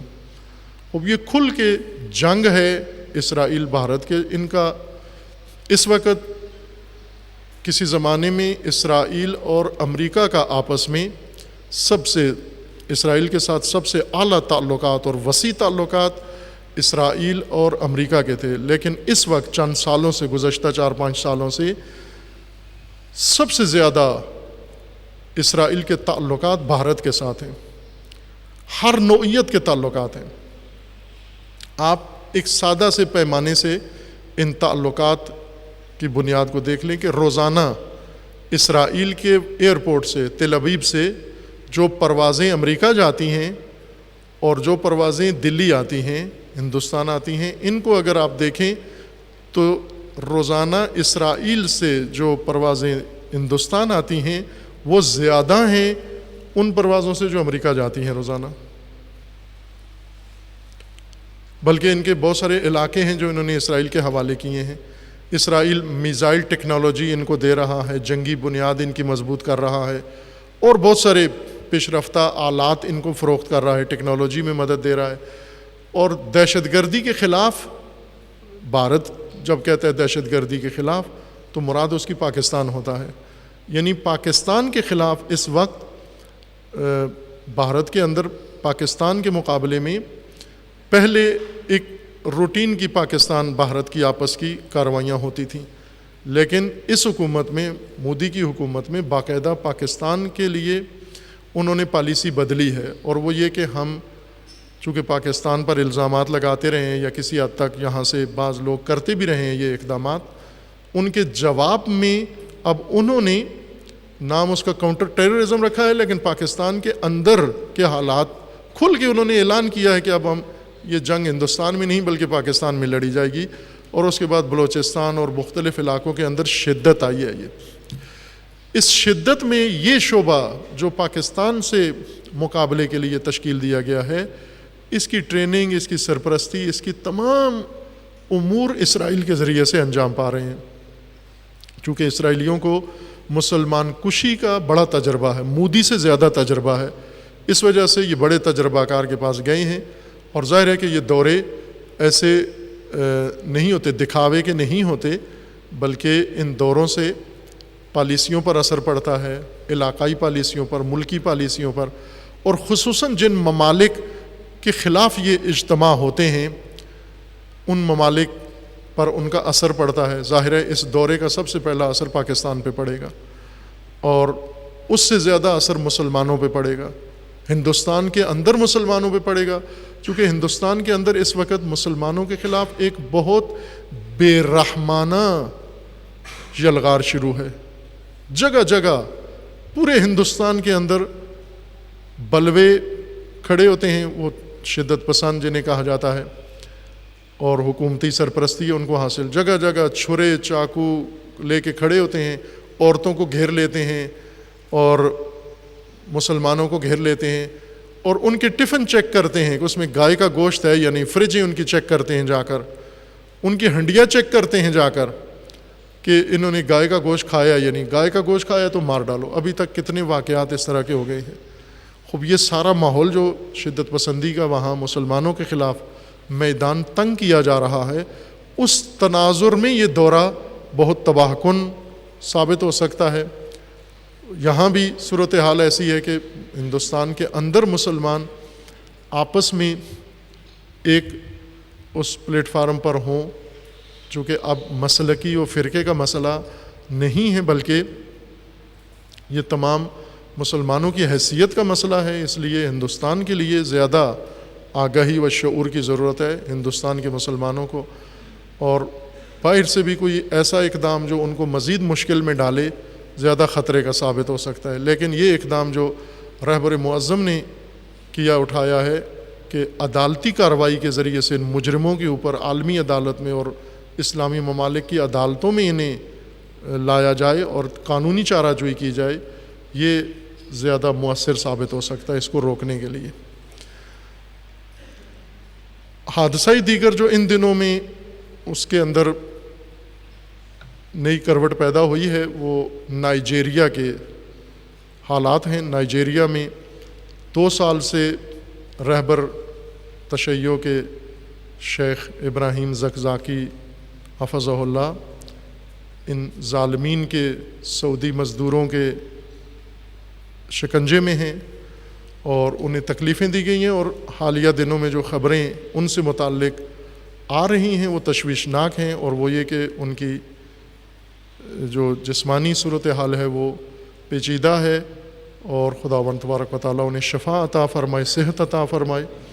اور اس وقت نائجیریا کے مومنین شیعہ سارے حالت احتجاج میں ہیں، لیکن وہاں بھی عالمی آواز ان کے حق میں نہیں اٹھ رہی ہے۔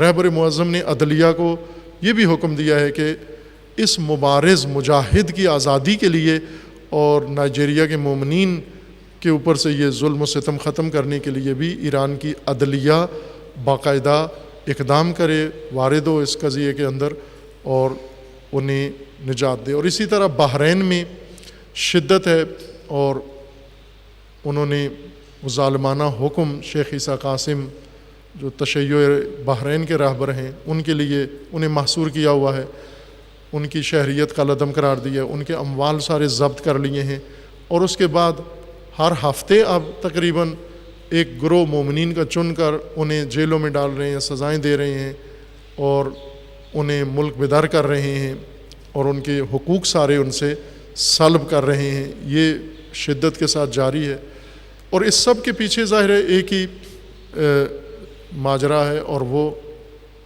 شیطان امریکہ نے جو اپنے ان پست و ذلیل عرب لیڈروں سے یہ کروانا چاہا ہے، چونکہ امریکہ کا مقصود یہ ہے کہ ان حقیر گھٹیا عربوں کو بھی ان سے بھی جان چھڑائے، اور ساتھ ہی تشیع کی طاقت کو بھی توڑے، کمر توڑے۔ اس لیے مشرق وسطیٰ کے اندر یہ صورتحال پیش آئی ہے۔ قطر کے حالات، قطر پر دباؤ جو ڈالنا چاہا انہوں نے اور ایک اقدام کیا، علامتی قسم کا ایک اقدام تھا قطر کے خلاف، اور اس کے مقابلے میں توقع انہیں نہیں تھی، چونکہ اتنا شعور نہیں تھا، اتنی سوجھ بوجھ نہیں تھی، سیاست نہیں تھی اس جوان شہنشاہ میں جو بننے جا رہا ہے کہ کیا اقدام کرے۔ ایک دم سے ناقابل قبول شرائط قطر کے اوپر ٹھونسنے کی کوشش کی، اور بہرکیف میں سمجھتا ہوں کہ یہ تو مکر الہی تھا جو دامنگیر ہوا ہے، چونکہ قطر بھی جنایت کار ہے، آل سعود ان سے بڑے جنایت کار ہیں، امارات جنایت کار ہے۔ ان سارے جنایت کاروں کے اندر یہ جو پھوٹ پڑی ہے آپس میں، یہ وہی وعدہ خدا ہے، مکر و مکر اللہ، کہ یہ جو تدبیر کرتے ہیں خدا انہی کی تدبیر میں پھنسا دیتا ہے، اور اپنی ہی تدبیر میں گرفتار ہو کے نابود ہوتے ہیں، اور اسی طرف جا رہے ہیں کہ قطر کو ظاہر اب حامی مل گئے ہیں، ترکی جیسا حامی ہیں، اور ایران کی طرف سے بھی ایک بڑا اس کو سپورٹ مل رہی ہے، اور اسی طرح عالمی سطح پر بھی اب قطر کی صورتحال پہلے سے کافی بہتر ہو رہی ہے، اور اس نے ٹکا سا جواب دے دیا انہیں کہ آپ کی کوئی شرط ماننے کے لیے ہم تیار نہیں ہیں، اور یہ چپ سادھ کے بیٹھ گئے ہیں۔ سعودی عرب کے اندر صورتحال توقع کے مطابق اور پیش بینی کے مطابق جا رہی ہے، اس طرح سے کہ یہ سعودی عرب میں محمد بن سلمان جو اقتدار کی ہوس میں ہے اور نادان احمق، امریکہ اس کو، چونکہ یہ لڑکا جو اس وقت ولی عہد بھی بن گیا ہے، وزیر جنگ بھی ہے، اور کرتا دھرتا اور چند دن آگے شہنشاہ بھی ہے سعودی عرب کا، جس کے لیے سارے میدان ہموار کر لیا ہے، یہ بچہ، یہ وہ برگر میک ڈونلڈ بچہ ہے یہ، اور ویڈیو فلمیں دیکھ دیکھ کے بڑا بلا ہے، پڑھا لکھا بھی نہیں ہے زیادہ، اس کا زیادہ مشغلہ یہ ہوتا تھا ویڈیو گیم، کمپیوٹر کے اوپر، موبائل کے اوپر، اور بہت ایکسپرٹ ہے یہ، ون کرتا تھا یہ ساری گیم جتنی بھی، وہ ساری جنگی نوعیت کی گیمیں ہیں، لہٰذا اس نے وہ اپنے آپ کو وہ گیموں کا ہیرو بنا لیا ہے، اور ظاہر ہے اس قسم کا جاہ طلب شیطانوں کے لیے بہت کارآمد انسان ہوتا ہے، جس کے اندر اتنی جاہ طلبی ہو، جو سب کچھ کر سکتا ہو، اپنا ملک تباہ کر سکتا ہو، اپنا خاندان تباہ کر سکتا ہو، پورا علاقہ تباہ کر سکتا ہو، ہر چیز ویران کر سکتا ہو، تہس نہس کر سکتا ہو. ویڈیو گیم ایسے ہی ہوتی ہیں نا. وہ ویڈیو گیم میں ہیرو آتا ہے، وہ ساری کچھ گرا کے بلڈنگیں پلازے سب خاکستر ڈھیر لگا کے اور پھر وہاں کھڑا ہوتا ہے. یہ وہ اس کے اندر سرایت کر گئی ہے یہ حالت. اور شیطان نے بھی دیکھا کہ یہ بہترین احمق ہے، نادان، اور اس سے یہ کام لیا جائے. لہٰذا ملک کے اندر بھی انہوں نے اپنے خاندان کے اندر ایسے اقدامات شروع کیے ہیں، اور جن سے خوفزدہ بھی بہت شدید ہیں کہ خاندان کے اندر سے کوئی اقدام ان کے خلاف نہ ہو، کودتا نہ ہو، یا ملک کی فوج سے کوئی کودتا نہ ہو، یا کسی اور طبقے سے. اس وقت سعودی عرب کے حالات نہایت غیر یقینی ہیں، بہت غیر یقینی حالات ہیں. کسی وقت بھی کوئی بھی حادثہ ایسا ہو سکتا ہے کہ اندرونی طور پر وہاں ایک بحران پیدا ہو سکتا ہے، پیچیدہ صورتحال. اور چونکہ انہوں نے خطے میں آگ لگائی ہوئی ہے، لہٰذا اندر جو حالات ہیں یہ خطے کے اوپر، اور خطے کے حالات جو ہیں علاقے پورے مشرق وسطیٰ کے، وہ ان کے اوپر اثر انداز. ظاہر ہے جہاں جہاں یہ مداخلت کرتے ہیں تو لوگ بھی یوں نہیں کہ لا تعلق بیٹھے ہوئے ہیں، یعنی سعودی عرب کی نسبت سارے ہاتھ پہ ہاتھ رکھ کے بیٹھے ہوئے ہیں. قطر بھی بیٹھا ہوا ہے، ترکی بھی بیٹھا ہوا ہے، ایران بھی بیٹھا ہوا ہے، یمن بھی بیٹھا ہوا ہے کہ سعودیہ جو کرتا ہے کرے ان کے ساتھ، اور یہ صرف اس وجہ سے کہ خادم حرمین ہیں یہ ان کو نہیں چھیڑیں گے. یہ تو سادگی ہے، بے وقوفی ہے. جس کو یہ چھیڑیں گے وہ بھی ان کو چھیڑے گا. تو ظاہر ہے اب ان کے خاندان کے اندر جو بغاوت کے عناصر آثار ہیں، ہر ایک نے لابنگ کرنی ہے، باقی ملکوں کے ساتھ اس نے رابطے کرنے ہیں، اڑوس پڑوس کے ساتھ رابطے کرنے ہیں، اور درپردہ اب یہ کچھ عرصہ لگے گا، اور سعودی عرب کی اندرونی صورتحال زیادہ پیچیدہ ہونے کا اندیشہ ہے اور ہوگی. اور شاید وہی تدبیر الہی ہے کہ اس منحوس و جنایت کار خاندان سے خدا اس تدبیر سے نجات عطا فرمائے گا انشاءاللہ. سوریہ میں صورتحال الحمدللہ بہت بہتر ہے، اور فیصلہ کن مرحلے کے قریب ہیں، اگرچہ پیچیدہ ہے، دشواری ہے، چونکہ امریکہ پوری طاقت کے ساتھ اس وقت دہشت گردوں کے دفاع کے لیے تیار ہے. جہاں جہاں سوریہ آرمی و حزب اللہ پیشرفت کرتے ہیں، پیشروی کرتے ہیں، وہاں آگے آ کے امریکہ بمباری شروع کر دیتا ہے اور ان کو اسلحہ فراہم کرتا ہے دہشت گردوں کو. آخری زور لگا رہا ہے امریکہ، لیکن اس تمام کوشش کے باوجود بہت رسوا ہے کہ سوریہ کا بارڈر، سوریہ کا محاذ بالکل فیصلہ کن مرحلے میں پہنچا ہوا ہے. ظاہر آخری کر کے لین دین کر کے کوئی آپس میں اپنی عزت آبرو بھی رکھنی ہوتی ہے انہوں نے. یہ وقت لگ سکتا ہے، لیکن بنیادی طور پر اب اس وقت مضبوط ترین حالت میں ہے. بشار اسد نے ابھی اسی عید کے بعد اپنے ملک کے تقریباً آدھے ملک کا دورہ کیا ہے، اس نے اوپن دورہ کیا ہے اس شورش زدہ ملک کے اندر، جنگی ملک کے اندر. اور یہ خود ایک علامت ہے کہ اب حالات وہ نہیں ہیں جو پہلے تھے. عراق میں الحمدللہ موصل جو مرکز تھا تکفیریوں کا وہ تسخیر ہو چکا ہے. آخری محلہ چھوٹا سا ایک علاقہ، چند 100 میٹر اسکوائر میٹر کا علاقہ، کلومیٹر بھی نہیں ہے، چند 100 میٹر کا علاقہ، ایک محلہ جہاں پر انہوں نے ہزاروں لوگوں کو یرغمال بنایا ہوا ہے داعشیوں نے، اور انہیں اپنی ڈھال بنایا ہوا ہے کہ اگر حملہ ہوتا ہے تو وہ سارے افراد ان کے ہلاک ہونے کا خطرہ ہے. ان کے تحفظ کے لیے یہ پیچیدگی ہے کہ ان کو کس طرح سے ان سے آزادی دلائی جائے اور پھر یکسر. لیکن موصل تقریباً 99% موصل اس وقت تکفیریوں کے منحوس اور پلید وجود سے پاک ہو چکا ہے، اور عراق الحمدللہ اپنے اس طبعی حالت کی طرف واپس آ رہا ہے. لیکن حالات کشیدہ اس وجہ سے ہیں کہ اسی مرحلے سے بعض ڈر رہے تھے کہ جس دن داعش گئے پھر کیا ہوگا.